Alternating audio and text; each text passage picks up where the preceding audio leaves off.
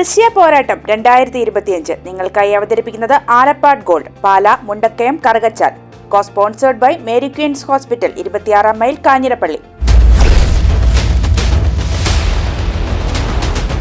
ത്രിതല പഞ്ചായത്ത് തെരഞ്ഞെടുപ്പുമായി ബന്ധപ്പെട്ട് ദൃശ്യ ന്യൂസ് ഒരുക്കുന്ന പ്രത്യേക രാഷ്ട്രീയ സംവാദം പരിപാടി ആലപ്പാട് ഗോൾഡ് ദൃശ്യ പോരാട്ടം 2025 എല്ലാ മാന്യ പ്രേക്ഷകർക്കും സ്വാഗതം. ഇന്ന് പോരാട്ടവുമായി നമ്മൾ എത്തിയിരിക്കുന്നത് കോട്ടയം ജില്ലയിലെ കാണക്കാരി പഞ്ചായത്തിലാണ്. കഴിഞ്ഞ 5 വർഷ കാലഘട്ടത്തിലെ കാണക്കാരി പഞ്ചായത്തിന്റെ വികസനങ്ങളും നേട്ടങ്ങളും കോട്ടങ്ങളും എല്ലാം നമുക്കൊന്ന് ചർച്ച ചെയ്തു വരാം. ആദ്യമായി ഡയസിലേക്ക് എത്തിയ വ്യക്തികളെ നമുക്കൊന്ന് സ്വാഗതം ചെയ്യാം.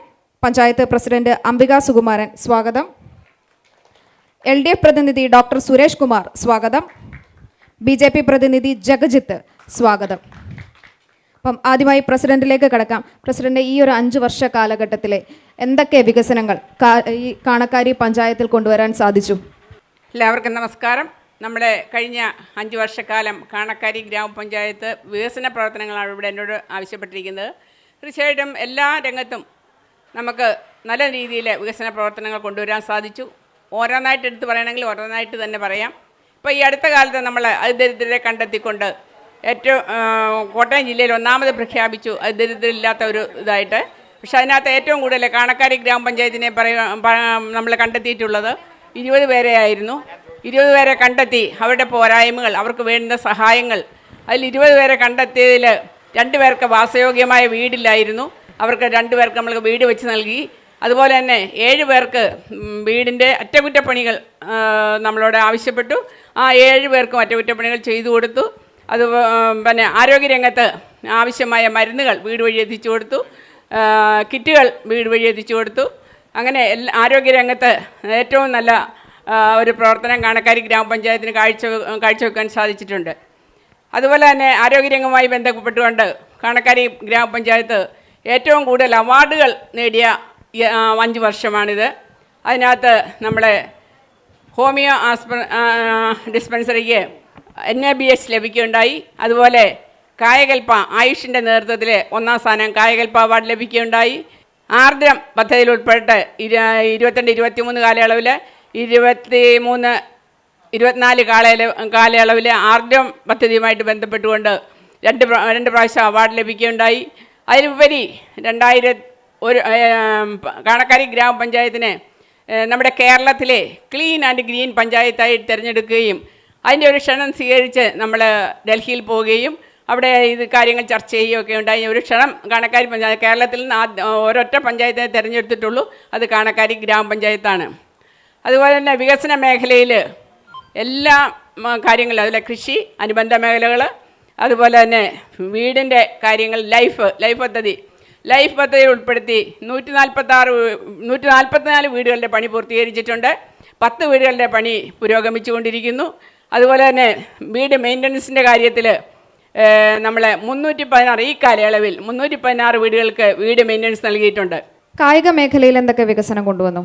കായിക മേഖലയിൽ നമ്മൾ എല്ലാ പഞ്ചായത്തിനും സ്വന്തമായി ഒരു കളിസ്ഥലം വേണമെന്നുള്ള കാഴ്ചപ്പാട് നമ്മുടെ ഉണ്ടായിരുന്നു. അതിന് 80% സ്ഥലം ഫ്രീ ആയിട്ട് കിട്ടുകയും അവിടെ പണികൾ തുടങ്ങിക്കഴിഞ്ഞു കായിക മേഖലയിൽ. അതുപോലെ തന്നെ നമ്മുടെ കായിക മേഖലയിൽ ധാരാളം കുട്ടികൾ നമ്മുടെ കാണക്കാരി പഞ്ചായത്തിലുണ്ട്. അതുപോലെ തന്നെ ഇവിടെ ജില്ലയുടെ അടിസ്ഥാനത്തിൽ, ബ്ലോക്കിൻ്റെ അടിസ്ഥാനത്തിലൊക്കെ പങ്കെടുത്ത ഈ കഴിഞ്ഞ 3 വർഷവും അവാർഡുകൾ കാണക്കാരി ഗ്രാമപഞ്ചായത്തിന് ബ്ലോക്ക് ലെവലിൽ അവർ കുറേ കുട്ടികൾ ജില്ലയിലേക്ക് പോയി നല്ല രീതിയിൽ പ്രവർത്തനങ്ങൾ മുന്നോട്ട് കൊണ്ടുപോകുന്നു. അതുപോലെ ചെറുപ്പക്കാരായ കായിക പ്രേമികളെയൊക്കെ നമ്മൾ പ്രോത്സാഹിപ്പിച്ച് പഞ്ചായത്തിന് നല്ല രീതിയിൽ നയിക്കാൻ സാധിച്ചിട്ടുണ്ട്. വിദ്യാഭ്യാസ മേഖലയിൽ വൻ പുരോഗതിയാണ് ഉണ്ടായിട്ടുള്ളത്. എല്ലാ സ്കൂളുകളും തന്നെ നമ്മൾക്കറിയാം, തൊട്ടടുത്തുള്ള കാണക്കാരി സ്കൂളുകൾ നമ്മൾ നിരീക്ഷിച്ചാലറിയാം. നല്ല രീതിയിൽ സ്കൂളുകളെ മുന്നോട്ട് കൊണ്ടുപോകാനുള്ള എല്ലാ പ്രവർത്തനങ്ങളും, അതുപോലെ തന്നെ കുട്ടികൾക്ക് വിദ്യാഭ്യാസപരമായിട്ടുള്ള കാര്യങ്ങളിലൊക്കെ ഇടപെടൽ നടത്തിക്കൊണ്ട് ഒരു ഹൈടെക് സ്കൂളുകളൊക്കെ ആയിട്ട് മാറ്റാനുള്ള പ്രവർത്തനങ്ങൾ തുടങ്ങി വെച്ച് കഴിഞ്ഞു. മുന്നോട്ടും അത് നമ്മുടെ കാണക്കാരി പഞ്ചായത്തിന് ഒരു വൻ നേട്ടമായിരിക്കും എന്നുള്ള കാര്യത്തിൽ യാതൊരു സംശയവുമില്ല. റോഡുകളുടെ വികസനമൊക്കെ എത്തരത്തിലായിരുന്നു? റോഡുകളുടെ വികസനം ഏറ്റവും കൂടുതൽ ഇന്ന് കാണക്കാരി പഞ്ചായത്ത്, എല്ലാ വാർഡൊന്നും ഞാൻ പറയുന്നില്ല, കുറേ വാർഡുകളെങ്കിലും പൂർണ്ണമായി റോഡ് നിർമ്മിക്കാൻ സാധിച്ചിട്ടുണ്ട്. അതുപോലെ തന്നെ നമ്മുടെ NREGS ഉൾപ്പെടുത്തി നമ്മൾ 156 49 റോഡുകളുടെ പണി പൂർത്തീകരിച്ചിട്ടുണ്ട്. NRGS ഉൾപ്പെടുത്തിയാണ്. അതുപോലെ തന്നെ പഞ്ചായത്തിൽ ഫണ്ടുകൾ ഉപയോഗിച്ച് റോഡുകളുടെ ഏകദേശം നമുക്കൊരു പൂർത്തീകരിക്കത്തക്ക രീതിയിൽ പല വാർഡുകളിലും പൂർത്തീകരിച്ചിട്ടുണ്ട്. ചില വാർഡുകളിൽ എഗ്രിമെൻ്റ് വെച്ചിട്ടുണ്ട്. ഏകദേശം ഈ ഒരു വർഷത്തെ അധികം റോഡുകളുടെ പൂർത്തീകരണം ഇനി നമുക്ക് ആവശ്യമില്ല. എല്ലാ റോഡുകളും തന്നെ സഞ്ചാരയോഗ്യമാക്കിയിട്ടുണ്ട്. ഓക്കെ പ്രസിഡന്റിലേക്ക് തിരിച്ചു വരാം. അടുത്തതായി പ്രതിപക്ഷ നേതാവിലേക്ക് കിടക്കുകയാണ് മനോജ്. ഈ ഒരു 5 വർഷ കാലഘട്ടത്തിൽ എന്തൊക്കെ വികസനങ്ങൾ ഈ പഞ്ചായത്തിൽ എത്തിക്കാൻ സാധിച്ചു എന്ന് പ്രസിഡന്റ് പറഞ്ഞു. അങ്ങ് എങ്ങനെയാണ് ഈ ഒരു 5 വർഷ കാലഘട്ടത്തെ നോക്കിക്കാണുന്നത്? കഴിഞ്ഞ 5 വർഷക്കാലം കാണക്കാരി പഞ്ചായത്ത് യാതൊരു വികസന പ്രവർത്തനങ്ങളും മുന്നോട്ട് കൊണ്ടുവരാൻ സാധിച്ചിട്ടില്ല. അതിൻ്റെ ഒരു പരിണതഫലമാണ് കാണക്കാരി ഹൃദയഭാഗത്ത് പോണ കനാൽ. കഴിഞ്ഞ ടൈമിൽ ഇരുന്ന ബിനോയ് ചെറിയാൻ ചെയ്തു വെച്ച വികസന പ്രവർത്തനം മാത്രമേ ഈ കാണക്കാരി പഞ്ചായത്ത് നടപ്പിലാകുന്നുള്ളൂ. റോഡുകൾ തന്നെ ഇപ്പം നമുക്ക് കാണാൻ പറ്റും. ഈ റോഡുകൾ MLAയുടെ വികസനമല്ലാതെ ഈ കാണക്കാരി പഞ്ചായത്തിൽ ഒരു തരി ഒരു വികസന പദ്ധതിയും ഇവിടെ കണക്കാരി കൊണ്ടുവരാൻ സാധിച്ചിട്ടില്ല. പഞ്ചായത്തിൻ്റെ ഭാഗത്ത് നിന്ന് യാതൊരു വികസനങ്ങളും എത്തിയിട്ടില്ല എന്നാണ് അങ്ങ് പറയുന്നത്? തീർച്ചയായും 5 വർഷം ഒരു കെടുകാര്യസ്ഥിത പെട്ട ഒരു പഞ്ചായത്ത് കാണക്കാരി പഞ്ചായത്ത്. യാതൊരു വികസന പ്രവർത്തനങ്ങൾക്കും ഇവിടുത്തെ ഭരണകക്ഷികൾക്ക് CPMൻ്റെ ഒത്താശയോടുകൂടി ഭരിക്കുന്ന ഭരണകക്ഷികൾക്ക് യാതൊരു പ്രവർത്തനം ചെയ്യാൻ മുന്നോട്ട് പോകുന്നു. അവർക്ക് ഇരിക്കുന്നല്ലാതെ അവർക്കുള്ള ചർച്ചകൾ പോലും ആ കാണക്കാരി പഞ്ചായത്തിൽ നടത്തുവാൻ അവർക്ക് സാധിച്ചില്ല എന്നൊരു ചാരിതാർത്ഥ്യത്തോടെയാണ് ഞാനിവിടെ നിൽക്കുന്നത്. ഏതൊക്കെ മേഖലയിലാണ് വികസനം ഒട്ടും നടക്കാത്തത്? അതാ റോഡ് വികസനം, കുടിവെള്ള പദ്ധതിയൊക്കെ നമ്മുടെ കാണക്കാരിയിൽ ഹൃദയഭാഗങ്ങളിൽ ചാത്തോല കുടിവെള്ള പദ്ധതി കഴിഞ്ഞ 5 വർഷം മുമ്പ് ഇരുന്ന മെമ്പർ യാഥാർത്ഥ്യമാക്കി. അത് മോട്ടർ കൊണ്ടുവച്ചു, കുടിവെള്ള പദ്ധതിയുടെ സമ്പൂർണ്ണമായ കാര്യങ്ങളെല്ലാം നടപ്പിലാക്കി. അത് മീറ്റർ വരെ വെച്ച് ഇലക്ട്രിസിറ്റി വരെ എടുത്തിട്ട് 5 വർഷം ഒന്നും ചെയ്യാതെ 11-ാം വാർഡ് ഇന്നും ആ രീതിയിൽ തന്നെ കിടക്കുന്നത്. അത് ഉദ്ഘാടനം മാമാങ്കം മാത്രമേ കാണക്കാരി നടക്കുന്നുള്ളൂ. യാതൊരു പ്രവർത്തനം നടക്കുന്നില്ല. ഇപ്പം ഈ തെരഞ്ഞെടുപ്പിൻ്റെ ചട്ടപ്രകാരം നടക്കുന്ന ഇന്നലെയും കൊണ്ട് അല്ലെങ്കിൽ ഇന്ന് ഉദ്ഘാടനം നടന്നതിനെ അതാ കാണക്കാരിലെ സ്ഥിതി. കാണക്കാരിലെ MLA കൊണ്ടുവന്ന പദ്ധതികളല്ലാതെ യാതൊന്നും ഇവിടെ നടപ്പിലാക്കിയിട്ടുമില്ല, ഉണ്ടാവുകയില്ല. ഓക്കെ അടുത്തതായി LDF പ്രതിനിധിയിലേക്ക് കിടക്കുകയാണ്. ഇപ്പോൾ അദ്ദേഹം പറഞ്ഞു, UDF പ്രതിപക്ഷം പറഞ്ഞു യാതൊരു വികസനവും ഈ പഞ്ചായത്തിൻ്റെ ഭാഗത്ത് നിന്ന് യാതൊരു വികസനവും ഉണ്ടായിട്ടില്ല എന്ന് പറയുന്നു. MLA ഫണ്ടിൽ നിന്ന് മാത്രമുള്ള വികസനങ്ങൾ മാത്രമാണ് നടക്കുന്നതെന്ന് പറഞ്ഞു. അങ്ങ് എങ്ങനെയാണ് ഈ ഒരു 5 വർഷ കാലഘട്ടത്തെ നോക്കിക്കാണുന്നത്? ഇത് തികച്ചും അടിസ്ഥാനരഹിതമാണ്. കാരണം കാണക്കാരി പഞ്ചായത്തിന് പിന്നെ ഏകദേശം 4ഓളം അവാർഡുകൾ കിട്ടിയിട്ടുണ്ട്. ആർദ്രം പദ്ധതി, അതുപോലെ മറ്റ് ഇതര അവാർഡുകൾ ലഭിച്ചത് അത് ചുമ്മാ ലഭിക്കുന്നതാണോ? കേരളത്തിലെ ഏറ്റവും നല്ല പഞ്ചായത്ത് എന്ന ബഹുമതി കാണക്കാരി പഞ്ചായത്തിന് കിട്ടിയത്. ആ പഞ്ചായത്തിനെ ഇത്രമാത്രം താറടിച്ച് കാണിക്കുന്ന പ്രവണത ശരിയല്ല എന്നുള്ളതാണ് എൻ്റെ വ്യക്തിപരമായ അഭിപ്രായം. പിന്നീട് ഈ ആരോഗ്യരംഗത്ത് ഇപ്പോൾ നമ്മുടെ ഈ അടുത്ത് പ്രവർത്തിക്കുന്ന ഹോമിയോ ആശുപത്രിക്ക് ദേശീയ തലത്തിൽ തന്നെ അവാർഡ് കിട്ടിയതാണ്. ഏറ്റവും നല്ല ഹോമിയോ ആശുപത്രി. അതുപോലെ തന്നെ ആയുർവേദ ആശുപത്രി, അതുപോലെ തന്നെ നമ്മുടെ പ്രാഥമിക ആരോഗ്യ കേന്ദ്രം എല്ലാം നല്ല രീതിയിൽ പ്രവർത്തിക്കുകയാണ്. പിന്നെ റോഡിൻ്റെ വികസനം വളരെ ശോചനീയാവസ്ഥയാണെന്ന് പറഞ്ഞു. പക്ഷേ അതിൻ്റെ പ്രവർത്തനങ്ങൾ നടന്നുകൊണ്ടിരിക്കുകയാണ്. ചില ഫണ്ടുകളുടെ നമുക്കറിയാം, കേന്ദ്ര ഗവൺമെൻറ് നടത്തുന്ന സാമ്പത്തികമായി ഞെരുക്കിക്കൊണ്ടിരിക്കുമ്പോൾ കേരള ഗവൺമെൻറ് നടത്തുന്ന വികസന പ്രവർത്തനങ്ങൾക്ക് പരമാവധി സമ്പത്ത് സ്വരൂപിക്കൊണ്ടുകൊണ്ട് പ്രവർത്തനങ്ങൾ നടത്തിക്കൊണ്ടിരിക്കുകയാണ്. ഈ പ്രവർത്തനങ്ങളെല്ലാം കണ്ടില്ല എന്ന് നമുക്ക് കാണാൻ പറ്റുമോ? അതുകൊണ്ട് നമ്മുടെ കാണക്കാരി പഞ്ചായത്തിൻ്റെ പ്രവർത്തനം വളരെ സുഗമമായിട്ട് നടന്നിട്ടുണ്ടെന്നുള്ളതാണ് എൻ്റെ അഭിപ്രായം. ഓക്കെ അടുത്തതായി BJP പ്രതിനിധിയിലേക്ക് കടക്കുകയാണ്. ഇപ്പോൾ പ്രസിഡന്റും അതുപോലെ തന്നെ പ്രതിപക്ഷവും LDFൻ്റെ പ്രതിനിധിയും എല്ലാം പറഞ്ഞു നമ്മുടെ വികസനം എന്തൊക്കെയാണ്, ഏതൊക്കെ മേഖലയിൽ വികസനം നടന്നിട്ടില്ല എന്നൊക്കെ പറയുന്നു. അങ്ങ് ഈ പഞ്ചായത്തിൽ വികസനം നടന്നിട്ടുണ്ടോ എന്ന് വിശ്വസിക്കുന്നുണ്ടോ? ഈ ഒരു 5 വർഷ കാലഘട്ടത്തെ എങ്ങനെ നോക്കിക്കാണുന്നു? നമ്മൾ ഇപ്പോൾ പഞ്ചായത്ത് പ്രസിഡൻ്റെയും LDF പ്രതിനിധിയുടെയും UDF പ്രതിനിധിയുടെയും വാദഗതികൾ നമ്മൾ കേട്ടു. ഇവിടെ ഇരിക്കുന്ന എന്നെ ശ്രവിക്കുന്ന ആളുകൾ നിഷ്പക്ഷമായി ഒന്ന് ചിന്തിച്ചാൽ മതി. ഈ 5 വർഷക്കാലം ഭാരതത്തിൽ എമ്പാടും നടന്നിട്ടുള്ള വികസന നേട്ടങ്ങൾ നമ്മുടെ കാണക്കാരി പഞ്ചായത്തിൽ നടന്നോ എന്ന് മാത്രം നാം ഒന്ന് ചിന്തിച്ചാൽ മതി. കാണക്കാരി പഞ്ചായത്തിലെ റോഡിൻ്റെ വികസനത്തെക്കുറിച്ച് പ്രസിഡൻറ്റും അതുപോലെ തന്നെ LDF പ്രതിനിധിയും പറഞ്ഞു.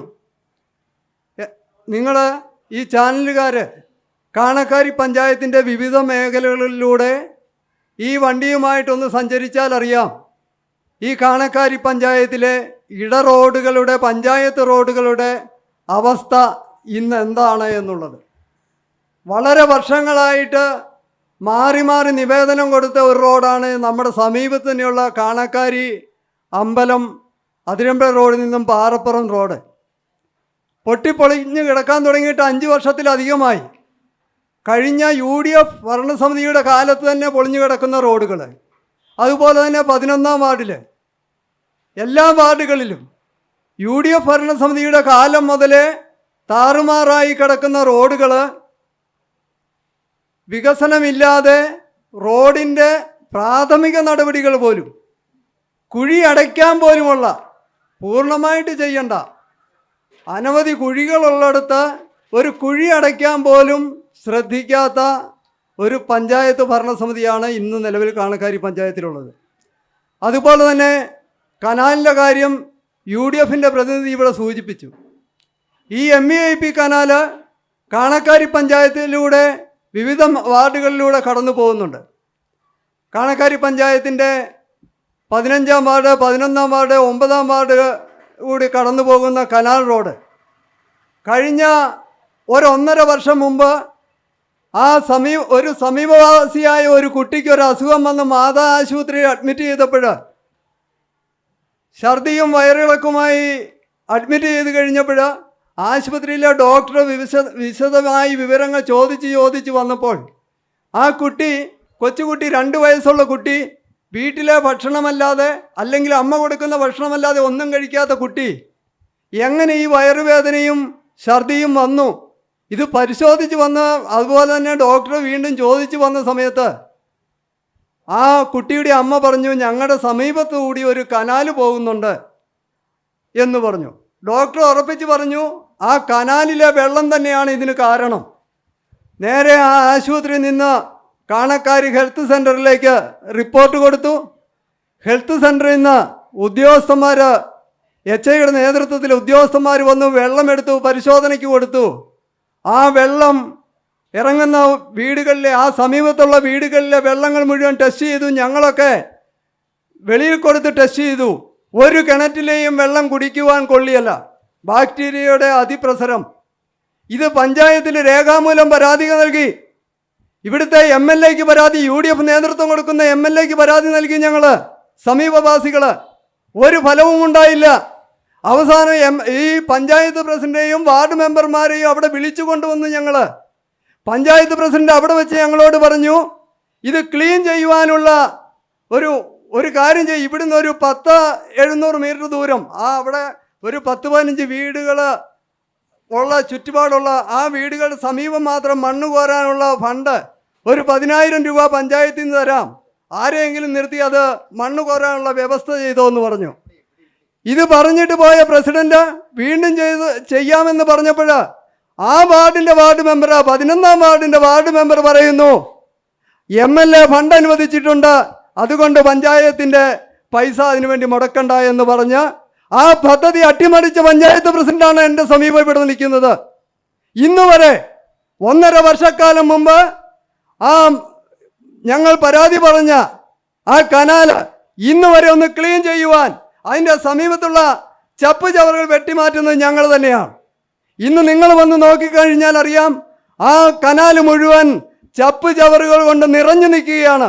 വഴിയിൽ കൂടെ നടക്കാൻ മേലാത്ത അവസ്ഥ. വീടുകളിൽ കുട്ടികളും മുതിർന്നവരും അതിസാരം പിടിപെട്ടിരിക്കുന്നു. ഇതിനെതിരെ ഒരു നടപടിയും സ്വീകരിക്കാത്ത പഞ്ചായത്ത് ഭരണസമിതി.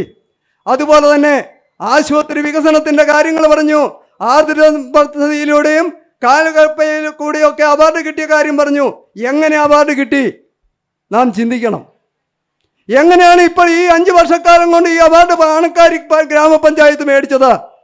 മുമ്പേ പറഞ്ഞതുപോലെ വിനോദ് ചെറിയാൻ്റെ നേതൃത്വത്തിൽ തുടങ്ങി വെച്ച പദ്ധതികൾ, ഈ ഹോമിയോ ആശുപത്രി ഇവിടെ ആ സമയത്ത് നിർമ്മാണം വരുന്നു, അതിനുശേഷം പൂർത്തീകരിക്കുന്നു. ആ ഹോമിയോ ആശുപത്രിയുടെ ഡോക്ടറുടെ മിടുക്കുകൊണ്ട് ആ ഹോമിയോ ആശുപത്രിക്ക് കായകൽപ്പ അവാർഡ് കിട്ടുന്നു.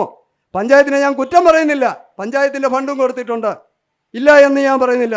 അതുപോലെ തന്നെ പ്രാഥമിക ആരോഗ്യ കേന്ദ്രം കഴിഞ്ഞ 5 വർഷക്കാലം മുമ്പ് 2017 പണി പൂർത്തീകരിച്ച് വാർക്ക കഴിഞ്ഞ് തേപ്പം കഴിഞ്ഞ് 2017 തുടങ്ങിയ വർക്ക് 2020 മുമ്പ് പൂർത്തീകരിച്ചിട്ട് നാളിതുവരെ അത് ഉദ്ഘാടനം ചെയ്ത് ആ പഴയ ശോച്യാവസ്ഥയിൽ നിന്നും പുതിയ കെട്ടിടത്തിലേക്ക് മാറ്റുവാൻ ഈ പഞ്ചായത്ത് ഭരണസമിതി തയ്യാറായില്ല.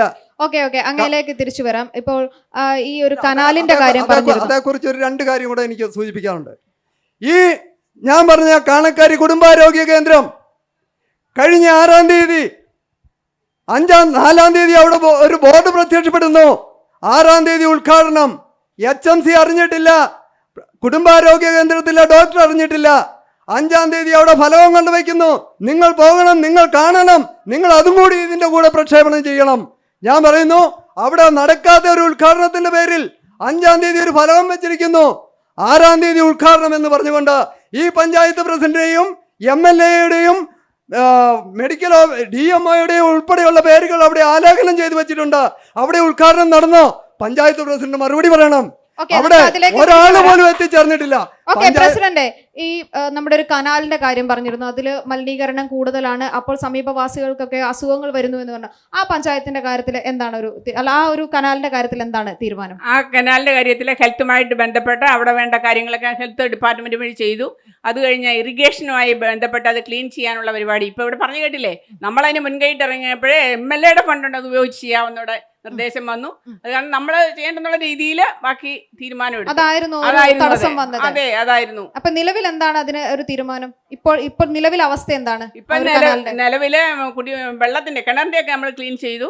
ബാക്കി കനാല് ക്ലീൻ ചെയ്യാനുള്ള കാര്യം ഇതുവരെ ആയിട്ടില്ല.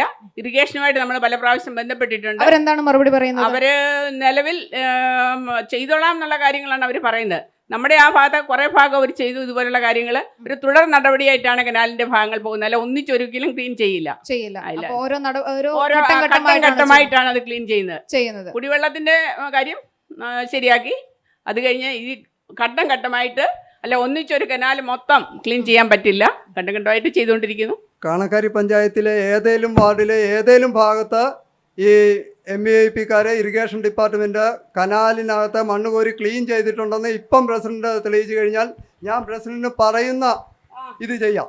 എവിടെയാണ് ചെയ്തത്? മൊത്തം ക്ലീൻ ചെയ്ത ഈ കനാലിനകത്ത് 11-ാം വാർഡിൽ കൂടെ കടന്നു പോകുന്ന 15, 11, 9 വാർഡിൽ കൂടി കടന്നു പോകുന്ന കനാലിൽ ഏത് ഭാഗം ഇറിഗേഷൻകാർ ക്ലീൻ ചെയ്തു എന്നൊന്ന് പറഞ്ഞാൽ മതി. നമ്മളെ ഇവിടെ പറഞ്ഞത് വാർഡ് തിരിച്ചുള്ള കാര്യമല്ല ഞാൻ പറഞ്ഞത്, കാണക്കാരി പഞ്ചായത്തിനെ ഒന്നായി കണ്ടുകൊണ്ടുള്ള കാര്യമാണ് ഞാൻ ഇവിടെ പറഞ്ഞത്. കാണക്കാരി പഞ്ചായത്ത് ചെയ്ത ഭാഗങ്ങൾ ഞാൻ കാണിച്ചു തരാം. എന്റെ കൂടെ ഇപ്പം വന്നാൽ മതി. കനാലിന്റെ കാര്യത്തിൽ UDF പ്രതിനിധിക്ക് എന്താണ് പറയാനുള്ളത്? ആദ്യകാലങ്ങളിലൊക്കെ അത് തൊഴിലുറപ്പ് പദ്ധതിയിൽ കനാൽ ഉൾപ്പെടുത്തി നല്ല രീതിയിൽ അങ്ങ് പോവുമായിരുന്നു. ആ കനാലിൽ ചെയ്യാനുള്ള ജോലികൾ ഓരോരുത്തരും ഓരോ ഭാഗത്തുള്ളവരെല്ലാം പറഞ്ഞ് അത് പഞ്ചായത്തിനൊക്കെ ഏൽപ്പിക്കുന്നു. അങ്ങനെ ആ തുടർ നടപടികൾ അങ്ങനെ പോകുമായിരുന്നു. തൊഴിലുറപ്പിനെ അതിനകത്തുനിന്ന് മാറ്റി ഈ സാമ്പത്തിക മേഖല നിൽക്കുന്ന ഓരോ ഭൂമികളും അവർക്ക് കൊടുത്ത് അവിടെ ചിലപ്പം റബ്ബർ തോട്ടം തെളിക്കാനായിരിക്കും, തെങ്ങ് തെളിക്കാനായിരിക്കും, അങ്ങനെയൊക്കെ അവരെ അവസ്ഥയിലേക്ക് മാറ്റി. പിന്നെ ഇറിഗേഷൻ കൊടുത്തെന്ന് ഇവർ പറഞ്ഞു. ഇവരെ പഞ്ചായത്ത് ഇറിഗേഷൻ തമ്മിലുള്ള ഒരു കിടപ്പകയുടെ ഭാഗത്താണ് കാണക്കാരിലെ ഈ പരിസര നിവാസികൾ ദുഃഖം അനുഭവിക്കുന്നത്. സന്ധ്യ സമയത്ത് ആ കനാലിൻ്റെ ഇപ്പുറമുള്ള റോഡുകളിൽ ഒന്ന് നടന്നു പോകാൻ പറ്റിയില്ല. ഉടുമ്പിൻ്റെ ശല്യം, കീരിയുടെ ശല്യം, പാമ്പിൻ്റെ ശല്യം, മൂർക്കം പാമ്പൊക്കെ ഇഴഞ്ഞോടോ വീടുകളിലും ചെല്ലുന്ന ഒരവസ്ഥയാണ് ഈ കനാലിൻ്റെ ഇത്. അത് ഞങ്ങൾ ശ്രദ്ധയിൽപ്പെടുത്തി. MLA പരമാവധി നോക്കുമ്പം MLA അന്നേരം ഇവർ കാണക്കാരി പഞ്ചായത്തിൻ്റെ ഇപ്പോഴത്തെ സ്ഥിതി എന്ന് പറഞ്ഞാൽ MLAയുടെ എതിർ പാർട്ടികൾ ഭരിക്കുന്ന ഒരു ഇതാണ് സംവിധാനം. MLA ഒരു കാര്യത്തിനും ഇടപെടിക്കുകയില്ല. ഒരു കാര്യത്തിന് ഇവിടുത്തെ അവകാശങ്ങൾ, ഇവിടുത്തെ സാധാരണക്കാരൻ്റെ അവകാശങ്ങൾ MLA മുമ്പിൽ അവതരിപ്പിക്കാൻ പോലും ഈ പഞ്ചായത്തിനെ കൊണ്ട് സാധിക്കില്ല. ഓക്കെ, ഈ കനാലിന്റെ പ്രശ്നത്തിൽ UDFന്റെ ഭാഗത്ത് നിന്നും എന്തെങ്കിലും പരാതികളോ ഇല്ലെങ്കിൽ നിവേദനങ്ങളോ പഞ്ചായത്തിന് സമർപ്പിച്ചിരുന്നോ? എല്ലാ പഞ്ചായത്ത് മെമ്പർമാരും നമ്മുടെ പഞ്ചായത്ത് മെമ്പർമാരെ ആരെങ്കിലും പറഞ്ഞു, പഞ്ചായത്ത് വാർഡിൻ്റെ മെമ്പറെ പറഞ്ഞു, പഞ്ചായത്തിനെ ധരിപ്പിച്ചു. ഇറിഗേഷന് നിരന്തരമായി പല ജനങ്ങളിൽ നിന്നും കോളുകൾ കൊടുത്തു. ഇവരൊന്നും പഞ്ചായത്ത് ചെയ്യട്ടെ, അല്ലെങ്കിൽ ഇറിഗേഷൻ ചെയ്യട്ടെ, എത്ര നാളിങ്ങനെ അങ്ങ് പോവും. അവിടെ ഒരു വണ്ടി മറിഞ്ഞു, രാത്രി പോയപ്പോൾ ആ സൈഡ് കെട്ടിയിട്ടില്ല, സംരക്ഷണ ഭിത്തി തീർന്നിട്ടില്ല, വണ്ടി മറിഞ്ഞ് താഴോട്ട് കിടന്നു. 1 മണി സമയം. അവിടെ കാട് തെറ്റി കളിക്കാത്തത് എവിടെയാണ് കിടക്കുന്നതെന്ന് പോലും ജനങ്ങൾ അവരുടെ ബന്ധുക്കാരെ വിളിച്ച് ഓരോരുത്തർ അറിയിച്ച് ഇന്ന വണ്ടി ഇന്ന സ്ഥലത്ത് കിടപ്പുണ്ട്, ഇന്ന നമ്പറുള്ളത്. അങ്ങനെ ആ നമ്പര് ഉള്ളത് വിളിച്ചപ്പോൾ ഇന്നവരാണെന്ന് അറിഞ്ഞു. എവിടെ കിടക്കുന്ന പോലും അറിയാൻ പറ്റും. അതുപോലെ സംരക്ഷണ ഭിത്തി ഇല്ലാത്തതും ഇവിടുന്ന് ഒരു കാര്യങ്ങൾ MLA അറിയിക്കണ്ടേ, ഇതുപോലെ ഒരു ഫണ്ട് വേണം. അന്ന് രാഷ്ട്രീയത്തിന്റെ വകയുടെ ഇതിൽ ഒരു കാര്യം കൂടെ, MLA ഫണ്ട് അനുവദിച്ചിരുന്നു ഈ ഒരു കനാലിന്റെ കാര്യത്തിൽ വൃത്തിയാക്കാനായിട്ട്. MLA ഫണ്ട് അനുവദിച്ചിരുന്നു എന്നുള്ളൊരു സ്റ്റേറ്റ്മെന്റ് അറിഞ്ഞില്ല. ഇതുവരെ ഞങ്ങൾ അങ്ങനെ അറിഞ്ഞിട്ടില്ല. MLA ഫണ്ട് അനുവദിച്ചായിട്ട് അറിയാം. അന്നാടെ MLA ഫണ്ട് അനുവദിച്ചിട്ടുണ്ടെങ്കിൽ ഒരു കാര്യം ഞങ്ങൾ പറയാം, ഉറപ്പായിട്ടും നടത്താനുള്ള ചാരിത്രം ഞങ്ങൾക്കുണ്ട്. UDFന് തന്നെയുണ്ട് ഇവിടെ. അത് ഇപ്പം തന്നെ ചാത്തോലയ്ക്ക് കിടക്കുന്ന റോഡ് MLA 20 ലക്ഷം രൂപ അനുവദിച്ച് അത് പ്രതിവർഷം ഇവിടുത്തെ MLA വ്യക്തിഹത്യ ചെയ്യാൻ വേണ്ടിയിട്ട് എന്നെ ചെയ്താലും അവരവരുടേതായിട്ട് മാറ്റിമറിക്കുന്ന ഒരു സമ്പ്രദായമാണ് കാണക്കാരി പഞ്ചായത്തിൽ നിലനിൽക്കുന്നത്. ഓക്കെ, അപ്പോൾ നിലവിൽ ഈ ഒരു കനാലിന്റെ പ്രശ്നം ചോദ്യചിഹ്നമായിട്ട് കാണക്കാരി പഞ്ചായത്തിൽ ഉയർന്നു നിൽക്കുകയാണ്. അപ്പോൾ എന്തായാലും ഇനി അടുത്തത് പൊതുജനങ്ങളിലേക്ക് പോകാം. നിങ്ങൾക്ക് ചോദ്യങ്ങൾ ചോദിക്കാനുള്ള അവസരമാണ്. അപ്പോൾ നിങ്ങൾക്ക് നിങ്ങളുടെ പ്രതിനിധികളോട് ചോദ്യം ചോദിക്കാം. ഞാനിവിടുത്തെ പ്രതിപക്ഷ കക്ഷികളുടെ ആൾക്കാരായി ഇവിടെ നിൽക്കുന്ന ആൾക്കാരാണ് എനിക്ക് എൻ്റെ ചോദ്യത്തിന് മറുപടി തരേണ്ടത്. വളരെ വിഷമത്തോടു കൂടിയാണ് ഞാൻ ഈ സദസ്സിൽ ഈ കാര്യം ഉന്നയിക്കുന്നത്. കാണക്കാരി പഞ്ചായത്തിൽ പൊതുജനങ്ങളുടെ ഉപകാരപ്രദമായി ഒരു ശ്മശാനമുള്ളതായിട്ടറിയാം. നമുക്കറിയാവുന്ന ഒരു നഗ്നമായ സത്യമുണ്ട്. ഈ ശ്മശാനം ആർക്കു വേണ്ടിയാണ്? ആരാണ് ഈ രാജ്യത്തെ ശ്മശാനങ്ങൾ ഉപയോഗിക്കുന്നത് എന്നുകൂടി നാം മനസ്സിലാക്കുമ്പോഴാണ് കാണക്കാരി പഞ്ചായത്തിലെ ശ്മശാനത്തോട് കാണിക്കുന്ന അവഗണന അതേത് ജനവിഭാഗത്തിനോടാണ് എന്നുള്ള നഗ്നമായ സത്യം, യാഥാർത്ഥ്യം എനിക്ക് ഈ സദസ്സിൽ പറയേണ്ടി വരുന്നത്. അധസ്ഥിത സമൂഹത്തിന് അവർക്ക് അവരുടെ ജീവിത ഉപാധിയുടെ ഭാഗമായി അതിനനുബന്ധമായ ഒരു സാഹചര്യമാണ് ഗവൺമെൻറ് തലത്തിൽ എല്ലാ പഞ്ചായത്തുകളിലും ശ്മശാനം വേണം എന്നുള്ളൊരു നിർദ്ദേശം തന്നെ ഉണ്ടായത് എന്നാണ് ഞാൻ വിശ്വസിക്കുന്നത്. കാരണം 1 സെൻറ്റിലും 2 സെൻറ്റിലും 3 സെൻറ്റിലുമൊക്കെ താമസിക്കുന്നത് ആരാണ്? ഇവിടുത്തെ സാധാരണക്കാരൻ, അധസ്ഥിത ജനവിഭാഗം, ദുർബലരായ ആൾക്കാർ. അവരെ സഹായിക്കുവാൻ, അവരുടെ വീട്ടിൽ ഒരു അത്യാഹിതം സംഭവിച്ചാൽ, ഒരു മരണം സംഭവിച്ചാൽ ആ ഡെഡ് ബോഡി സാമാന്യ രീതിയിൽ മറവ് ചെയ്യാൻ ആവശ്യമായിട്ടുള്ള ഒരു സൗകര്യം ഇന്ന് കാണക്കാരി പഞ്ചായത്തിൻ്റെ ശ്മശാനത്തിലുണ്ടോ? അതില്ല എങ്കിൽ അതിനുവേണ്ടി നിങ്ങൾ എന്ത് ചെയ്തു എന്ന് പഞ്ചായത്ത് ഭരിക്കുന്ന പഞ്ചായത്തിൻ്റെ പ്രസിഡൻറ്റും അതുപോലെ അവിടെ പ്രതിപക്ഷത്തുള്ള UDFൻ്റെ ആൾക്കാരും എനിക്കതിൻ്റെ വ്യക്തമായ മറുപടി തരും എന്ന് ഞാൻ വിശ്വസിക്കുന്നു. ഓക്കെ, ക്രിമിറ്റോറിയത്തിന്റെ കാര്യം, പൊതു ശ്മശാനത്തിന്റെ കാര്യമാണ്. പ്രസിഡന്റിന്റെ മറുപടി പറയാം. കാണക്കാരി ഗ്രാമപഞ്ചായത്തിൽ അങ്ങനെ ഒരു പൊതു ശ്മശാനമുണ്ട്. അതുപോലെ തന്നെ ഇപ്പോൾ ഇവിടെ പറഞ്ഞ പോലെ അധസ്ഥിതരായിട്ട് അങ്ങനെ ആരുടെ ഡെഡ് ബോഡി കൊണ്ടുവന്നാലും അവിടെ അത് അടക്കുവാനുള്ള സൗകര്യം നമ്മൾ ചെയ്തു കൊടുക്കാറുണ്ട്. അതുപോലെ തന്നെ അതിൻ്റെ ആ സ്ഥലം ഇന്ന് വരെ ഇങ്ങനെ വിശാലമായിട്ട് ഇങ്ങനെ കിടക്കുമായിരുന്നു. കൃത്യമായിട്ട് അത് അളന്ന് കെട്ടിത്തിരിച്ച് ചുറ്റുമതിലുണ്ടാക്കി അതിനെ ഭദ്രമായി ചെയ്തിട്ടുണ്ട്. അതുപോലെ തന്നെ എല്ലാ വർഷവും നമ്മൾ ക്ലീൻ ചെയ്യും. ഇപ്രാവശ്യം അടുത്ത ദിവസം ക്ലീൻ ചെയ്യാനായിട്ടുള്ള ആൾക്കാരെ ഏൽപ്പിച്ചിട്ടുണ്ട്. അത് ഉടനെ തന്നെ ഒരു കോൺട്രാക്ടറെ വിളിച്ചിട്ട് ആ കാര്യങ്ങൾ പറഞ്ഞിട്ടുണ്ട്. കാരണം ഇന്ന് വരെ ഒരു പരാതി അതിനെക്കുറിച്ച് അല്ലെങ്കിൽ ഒരു ബോഡി കൊണ്ടുവന്നു കഴിഞ്ഞാൽ നമ്മൾ പാലക്കാട് അവിടെ നിന്നൊക്കെ കൊണ്ടുവന്ന ബോഡികളുണ്ട്. അവിടെയൊക്കെ കൃത്യമായിട്ട് നമ്മൾ അതിൽ ഇടപെട്ട് വരുന്ന സൗകര്യങ്ങൾ ചെയ്തു കൊടുത്തിട്ടുണ്ട്. പരിമിതിയുള്ള ഇപ്പോൾ അവിടെ ക്ലീൻ ചെയ്യുക, അതല്ല ഒരു പരിമിതി മാത്രമേ ഉള്ളൂ. ഓക്കെ. നിലവിൽ അത് യു ഡി എഫ് പ്രതിനിധിക്ക് എന്താണ് ആ ഒരു കാര്യത്തിൽ പറയാനുള്ളത്? കാണക്കാരിയെ സംബന്ധിച്ചോളം 3-4 സെൻറ്റുള്ള ഭവനം പാവപ്പെട്ട ജനങ്ങളെ കാണക്കാരെ സംബന്ധിച്ചുള്ളത്. ഈ മൃതദേഹങ്ങളൊക്കെ ഹിന്ദുവിൻ്റെ ആചാരപ്രകാരം മൃതദേഹങ്ങളൊക്കെ ദഹിപ്പിക്കുക എന്നൊരു സംവിധാനമുണ്ട്. അത് പിന്നെ ദഹിപ്പിക്കുക ഈ 2-3 സെൻറ്റിലേക്ക് ഒതുങ്ങുമ്പോൾ അതിൻ്റെ ബുദ്ധിമുട്ടുകളൊക്കെ ദഹിപ്പിക്കുന്ന സമയത്തുള്ള ബുദ്ധിമുട്ടുകളൊക്കെ ഈ പരിസരവാസികൾക്ക് ഉണ്ടാകാറുണ്ട്. അതിനെയെല്ലാം ക്രോഡീകരിച്ചുകൊണ്ട് പഞ്ചായത്ത് നല്ല രീതിയിൽ അങ്ങനെ ഒരു പൊതുശ്മശാനം ഉണ്ടാക്കേണ്ടതും നമ്മുടെ എല്ലാവരുടെയും പൊതുവായ കാര്യങ്ങളാണ്. അങ്ങോട്ടുള്ള വാഹന ഗതാഗതം റോഡ് ടാർ ചെയ്ത് നല്ല വൃത്തിയാക്കി, ഈ പൊതുശ്മശാനത്തിൽ കിടക്കുന്ന റോഡ് നല്ല ടാർ ചെയ്ത് വൃത്തിയാക്കി സ്ട്രീറ്റ് ലൈറ്റുകളൊക്കെ ഇട്ട് അവിടെ വൃത്തിയാക്കേണ്ടതും ഗതാഗതം പോകേണ്ട അവസരം ഉണ്ടാക്കേണ്ടതാണ്. ആര് ഭരിച്ചാലും ഞാനതിനെ അതങ്ങനെയാണ് കാണുന്നത്. അത് വഴിയുടെ അവസ്ഥ മോശമാണെന്നാണ്. വഴിയുടെ അവസ്ഥ മോശം, വഴിയുടെ അവസ്ഥ തീരെ മോശമാണ്. അങ്ങേക്ക് എന്താണ് ഈ ഒരു കാര്യത്തിൽ പറയാനുള്ളത്? ഈ പൊതു ശ്മശാനത്തെ പറ്റി പറയുമ്പോൾ വളരെ അനിവാര്യതയുള്ള ഒരു ഘടകമാണ്. കാണക്കാരി പഞ്ചായത്തിലെ പൊതു ശ്മശാനം സ്ഥിതി ചെയ്യുന്നത് വളരെ റിമോട്ടായിട്ടുള്ള ഒരു ഏരിയയിലാണ്. അതായത് വാറ്റുപുര എന്ന സ്ഥലത്താണ്. അവിടെ അടക്കുക മാത്രമാണുള്ളത്. അതല്ല, ഭാവിയിൽ എനിക്ക് പറയാനുള്ളത്, ഭാവിയിൽ അതൊരു ഇലക്ട്രിക്കൽ ശ്മശാനമായി മാറ്റുവാൻ കഴിയണമെന്നാണ്. കാരണം ഈ അടക്കുമ്പോൾ കുഴിയെടുക്കുമ്പോൾ പിന്നെ മനുഷ്യൻ്റെ പിന്നെ എല്ലുകളും മറ്റും വരികയും ഒക്കെയുള്ള ബുദ്ധിമുട്ടുകളുണ്ട്. അതുകൊണ്ട് ഇലക്ട്രിക്കൽ ശ്മശാനം കൊണ്ടുവന്നാൽ ഏറ്റവും പ്രശോഭിക്കും എന്നാണ് എൻ്റെ അഭിപ്രായം. അങ്ങനെ ആകുമ്പോൾ അടുത്ത ഭരണസമിതി ഈ കാര്യത്തിൽ കൂടുതൽ പ്രോജ്വലമായ പ്രവർത്തനങ്ങൾ കാഴ്ചവെക്കും എന്ന് ഞാൻ പ്രത്യാശിക്കുന്നു. ഓക്കെ, അടുത്ത ചോദ്യം ആരോടാണ്? ചോദ്യം എല്ലാ പ്രതിനിധികളോടും കൂടിയാണ്. ചോദിച്ചോളൂ. അതിനെക്കുറിച്ച് ഒരു മറുപടി പറയാനുണ്ട്. ശ്മശാനത്തിന്റെ കാര്യത്തെക്കുറിച്ച് ഒരു മറുപടി പറയാനുണ്ട്. കഴിഞ്ഞ കൊറോണ കാലത്ത് അനവധി ആളുകളെ ദഹിപ്പിച്ച ഒരു സ്ഥലമാണ് വാറ്റുപുര ശ്മശാനം. അതിനുശേഷം അന്ന് ഇതിനൊക്കെ കൂടുതലായി നേതൃത്വം കൊടുത്തത് സംഘപരിവാർ പ്രസ്ഥാനമായ സേവാഭാരതി നേതൃത്വം കൊടുത്തതാണ്, ശവടക്കും കാര്യങ്ങൾക്കൊക്കെ വേണ്ടിയിട്ട്.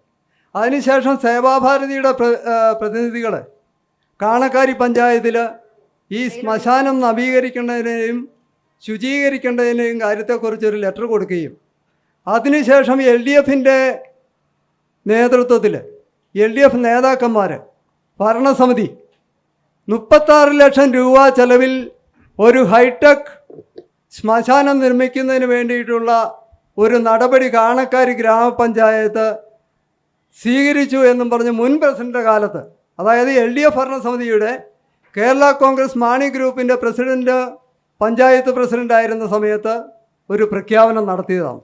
ആ പ്രഖ്യാപനം എവിടെയെന്ന് ബഹുമാന്യ പ്രസിഡന്റ് ഒന്ന് പറഞ്ഞാൽ കൊള്ളാം. ഓക്കെ, അതിലേക്ക് വരാം. ദൃശ്യ പോരാട്ടം 2025 നിങ്ങൾക്കായി അവതരിപ്പിക്കുന്നത് Alappad Gold, Pala, Mundakayam, Karukachal. Sponsored by Mary Queens Hospital, 26 mile, Kanjirappally. സ്വർണം പണയം വെച്ചിട്ട് തിരിച്ചെടുക്കാൻ പ്രയാസപ്പെടുകയാണോ? അല്ലെങ്കിൽ ലേലത്തിൽ പോകുമോ എന്ന ആശങ്കയുണ്ടോ? കയ്യിലെ സ്വർണത്തിന് എവിടെ മികച്ച വില ലഭിക്കുമെന്നറിയാതെ വിഷമിക്കുന്നവരാണോ? അങ്ങനെയാണെങ്കിൽ ഉടൻ ആലപ്പാട് ഗോൾഡിലേക്ക് വിളിക്കൂ. നിങ്ങളുടെ സ്വർണ്ണാഭരണങ്ങൾക്ക് മാർക്കറ്റിലെ അതാത് ദിവസത്തെ വില ഇവിടെ ലഭിക്കും. നിങ്ങളുടെ സ്വർണ്ണാഭരണങ്ങൾ ഏത് ജ്വല്ലറിയിൽ നിന്ന് വാങ്ങിയതായാലും എത്ര പഴയതായാലും ആലപ്പാട് ഗോൾഡ് അന്നുള്ള ദിവസത്തെ മാർക്കറ്റ് വില നൽകി സ്വർണം തിരിച്ചെടുക്കുന്നു. GPay, RTGS, NEFT, ചെക്ക് എന്നിവയുടെ സൗകര്യവും ഉണ്ട്. പണത്തിന്റെ ടെൻഷൻ വേണ്ട. ആലപ്പാട് ഗോൾഡ് നിങ്ങളുടെ സ്വർണത്തിന് വിപണിയിലെ ഏറ്റവും ഉയർന്ന വില നൽകുന്നു. 2001 മുതൽ കേരളത്തിലെ നമ്പർ 1 ഓൾഡ് ഗോൾഡ് പർച്ചേസ് ഷോപ്പായ ആലപ്പാട് ഗോൾഡ് സാധാരണക്കാരെ സഹായിക്കാൻ മുന്നിൽ നിന്ന് പ്രവർത്തിക്കുന്നു. ജനസേവനമാണ് നമ്മുടെ ലക്ഷ്യം. വിശ്വാസത്തോടെ നിങ്ങളുടെ സ്വർണ്ണാഭരണങ്ങൾ വിൽക്കാൻ ആലപ്പാട് ഗോൾഡിനെ സമീപിക്കാം. ഞങ്ങൾ സ്വർണത്തിന് യഥാർത്ഥ മൂല്യം നൽകുന്നു. ഞങ്ങളുടെ സ്ഥാപനങ്ങൾ മുണ്ടക്കയം KK റോഡിൽ സൗത്ത് ഇന്ത്യൻ ബാങ്കിന്റെ അടുത്ത് അജ്ഫ ബേക്കേഴ്സ് ബിൽഡിംഗിലും കറുകച്ചാലിൽ മല്ലപ്പള്ളി റോഡിലുള്ള ഫെഡറൽ ബാങ്ക് ബിൽഡിംഗിലും പ്രവർത്തിക്കുന്നു. അതുകൂടാതെ കേരളത്തിലെ എല്ലാ ജില്ലകളിലും നമ്മുടെ സർവീസ് ലഭ്യമാണ്. സ്വർണവുമായി ബന്ധപ്പെട്ട കാര്യങ്ങൾക്ക് ഇനി ചിന്തിക്കുമ്പോൾ ഞങ്ങളുടെ നമ്പറിലേക്ക് ഒരു ഫോൺ കോൾ മതി. ആലപ്പാട് ഗോൾഡ് നിങ്ങളെ സഹായിക്കാൻ നിങ്ങളുടെ അടുത്തെത്തും. ആലപ്പാട് ഗോൾഡ് എന്നും നിങ്ങളോടൊപ്പം.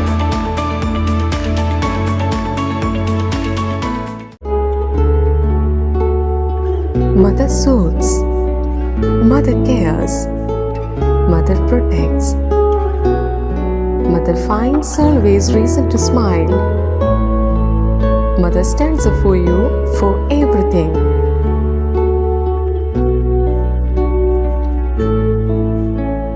Mary Queen's Mission Hospital, Kanirapalli, Kottayam. We care, God cures. Introducing South India's largest sanitary wear showroom, now in Pala. Welcome to Cochin Saniwares, where luxury meets innovation. Here, every leading sanitary wear brand has its own exclusive space, designed to bring their world to life. Step inside and experience the future of your home, with real-time previews that let you see exactly how your bathroom, kitchen, or living spaces will look, before you decide.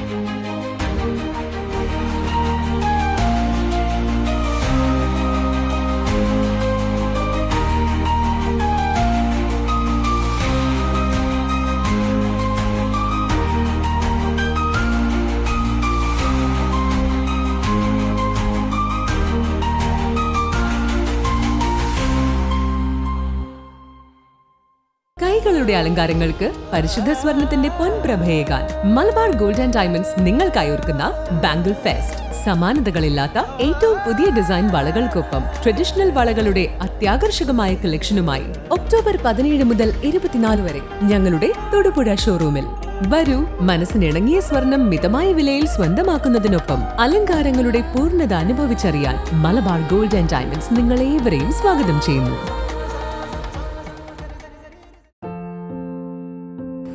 Murickens ഗ്രൂപ്പിന്റെ MG and fly line പ്രൊഡക്റ്റുകളിലേക്ക് ഏവർക്കും സ്വാഗതം. മോഹന വാഗ്ദാനങ്ങളിൽ ആകൃഷ്ടരാകാതെ ഉൽപ്പന്നത്തിന്റെ ഗുണനിലവാരവും വിൽപ്പനാനന്തര സേവനവും ഈ കാലഘട്ടത്തിൽ ഒരു ഉപഭോക്താവ് കരുതലോടുകൂടി ഉറപ്പുവരുത്തേണ്ടതാണ്. വിവിധതര ഉൽപ്പന്നങ്ങൾ അന്താരാഷ്ട്ര ഗുണനിലവാരത്തിൽ 30 വർഷത്തിന് മേൽ പ്രവർത്തന പാരമ്പര്യമുള്ള മുരിക്കൻസ് ഗ്രൂപ്പിന്റെ MG and fly line branded ഉൽപ്പന്നങ്ങൾ ഈ ഫീൽഡിലെ എക്സ്പേർട്സിൽ നിന്ന് തന്നെ നിങ്ങൾ സ്വന്തമാക്കും. ഓൺ ഗ്രിഡ് അല്ലെങ്കിൽ ഓഫ് ഗ്രിഡ് സോളാർ പവർ പ്ലാന്റുകൾ, രാത്രി കാലങ്ങളിൽ വീടിന്റെ പരിസരവും ഗാർഡനുകളും അതിമനോഹരമാക്കുവാനുള്ള സോളാർ ഗാർഡൻ ലൈറ്റുകൾ, ബാറ്ററിലെസ് സോളാർ പവർ പ്ലാന്റുകൾ, ഹൈ വോൾട്ടേജ് ആൻഡ് ലോ വോൾട്ടേജിൽ നിന്ന് നമ്മുടെ ഗൃഹോപകരണങ്ങളെ സംരക്ഷിക്കുന്ന ഇലക്ട്രിക് പ്രൊട്ടക്ടറുകൾ, MG ബ്രാൻഡഡ് സോളാർ വാട്ടർ ഹീറ്ററുകൾ,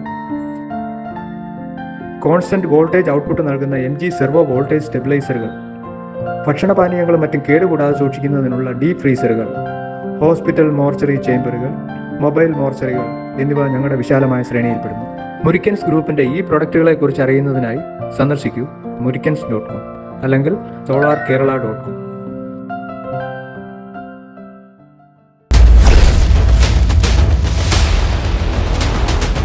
അങ്ങേക്ക് ആരോടാണ് ചോദ്യം? ചോദിച്ചോളൂ. ഈ കുടിവെള്ള പദ്ധതിക്ക് കാണക്കാരി പഞ്ചായത്തിൽ മിക്കവാറും എല്ലാ വാർഡുകളിലും പ്രശ്നങ്ങളുണ്ട്, പ്രത്യേകിച്ച് പട്ടിത്താനം ഏരിയകളിൽ. അതിനു വേണ്ടിയിട്ട് അവിടെ ഒരു ടാങ്ക് നിർമ്മിച്ചിട്ടുണ്ട്, നേരത്തെ നിർമ്മിച്ചിട്ടിരിക്കുന്നതാണ്.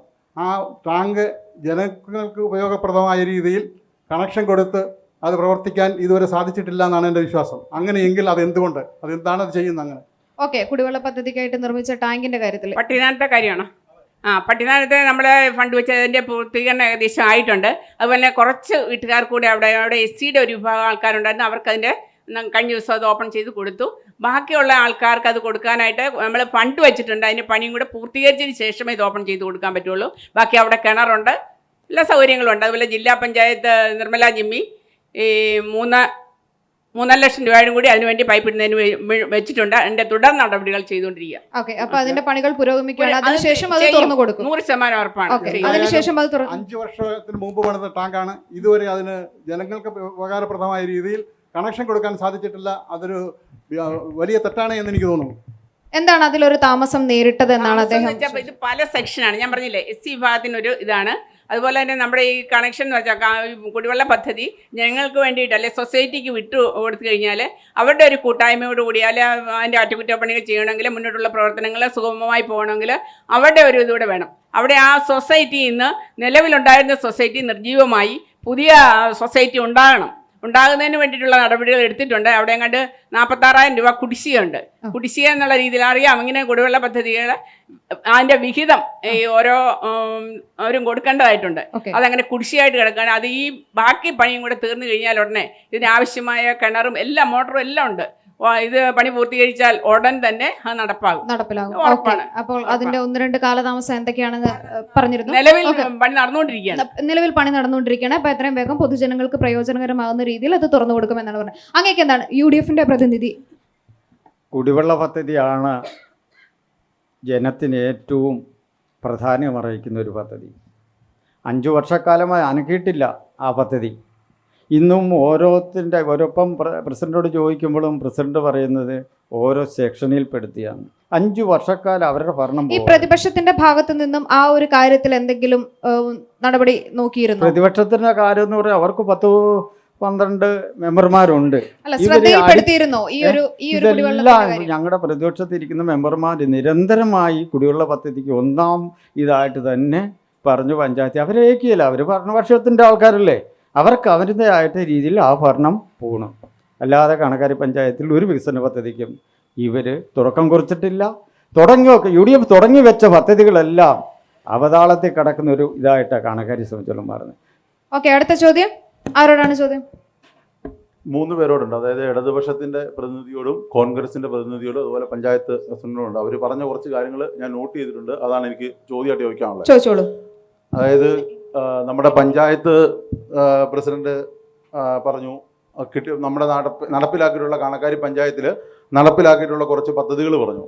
അതിനകത്ത് ആയുഷ് പദ്ധതി, അതുപോലെ തന്നെ 37 മേലുള്ള റോഡുകൾ NRGS വഴി നടപ്പിലാക്കി.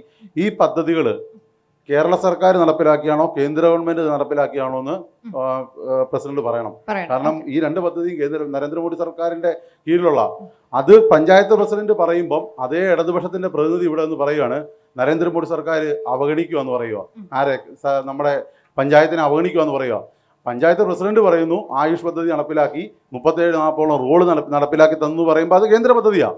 അപ്പം ഒരു സൈഡിൽ നമ്മുടെ LDFന്റെ തന്നെ പ്രസിഡന്റ് ഇത് അംഗീകരിക്കുമ്പോൾ ഇടതുപക്ഷത്തിന്റെ പ്രതിനിധി പറയുവാണ് നരേന്ദ്രമോദി ഇവരെ അല്ലെങ്കിൽ ഈ നാടിനെ അവഗണിക്കുമെന്ന് പറയുന്നത്. ഇനി 2 പ്രധാനപ്പെട്ട ഒരു കാര്യം എന്ന് പറഞ്ഞാൽ നമ്മുടെ കോൺഗ്രസിന്റെ പ്രതിനിധി ഇവിടെ പറഞ്ഞു മോൻസി ജോസഫിനെ ഇങ്ങോട്ട് അടുപ്പിക്കുന്നില്ല, MLA ഇങ്ങോട്ട് അടുപ്പിക്കുന്നില്ല, MLAക്ക് ഒരു കാര്യങ്ങളും ചെയ്യാൻ അവസരം കിട്ടുന്നില്ലെന്ന് പറഞ്ഞു.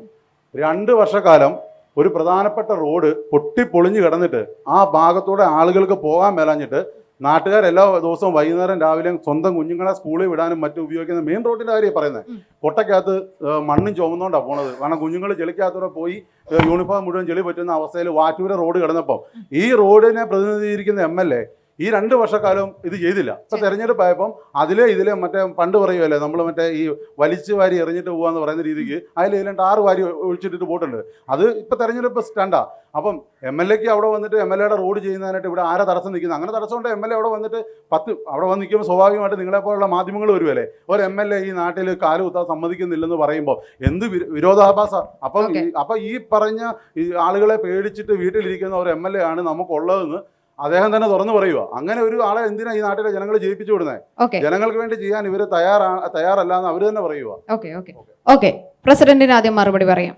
ആ പദ്ധതിയുടെ കാര്യത്തിൽ മറുപടി പറയാം. പദ്ധതി നടപ്പാക്കിയ പദ്ധതി ഞാനിവിടെ പറഞ്ഞത് NRGS മുഖേന അത് 49 റോഡുകളെ ചെയ്ത കാര്യങ്ങളാണ് ഇവിടെ പറഞ്ഞത്.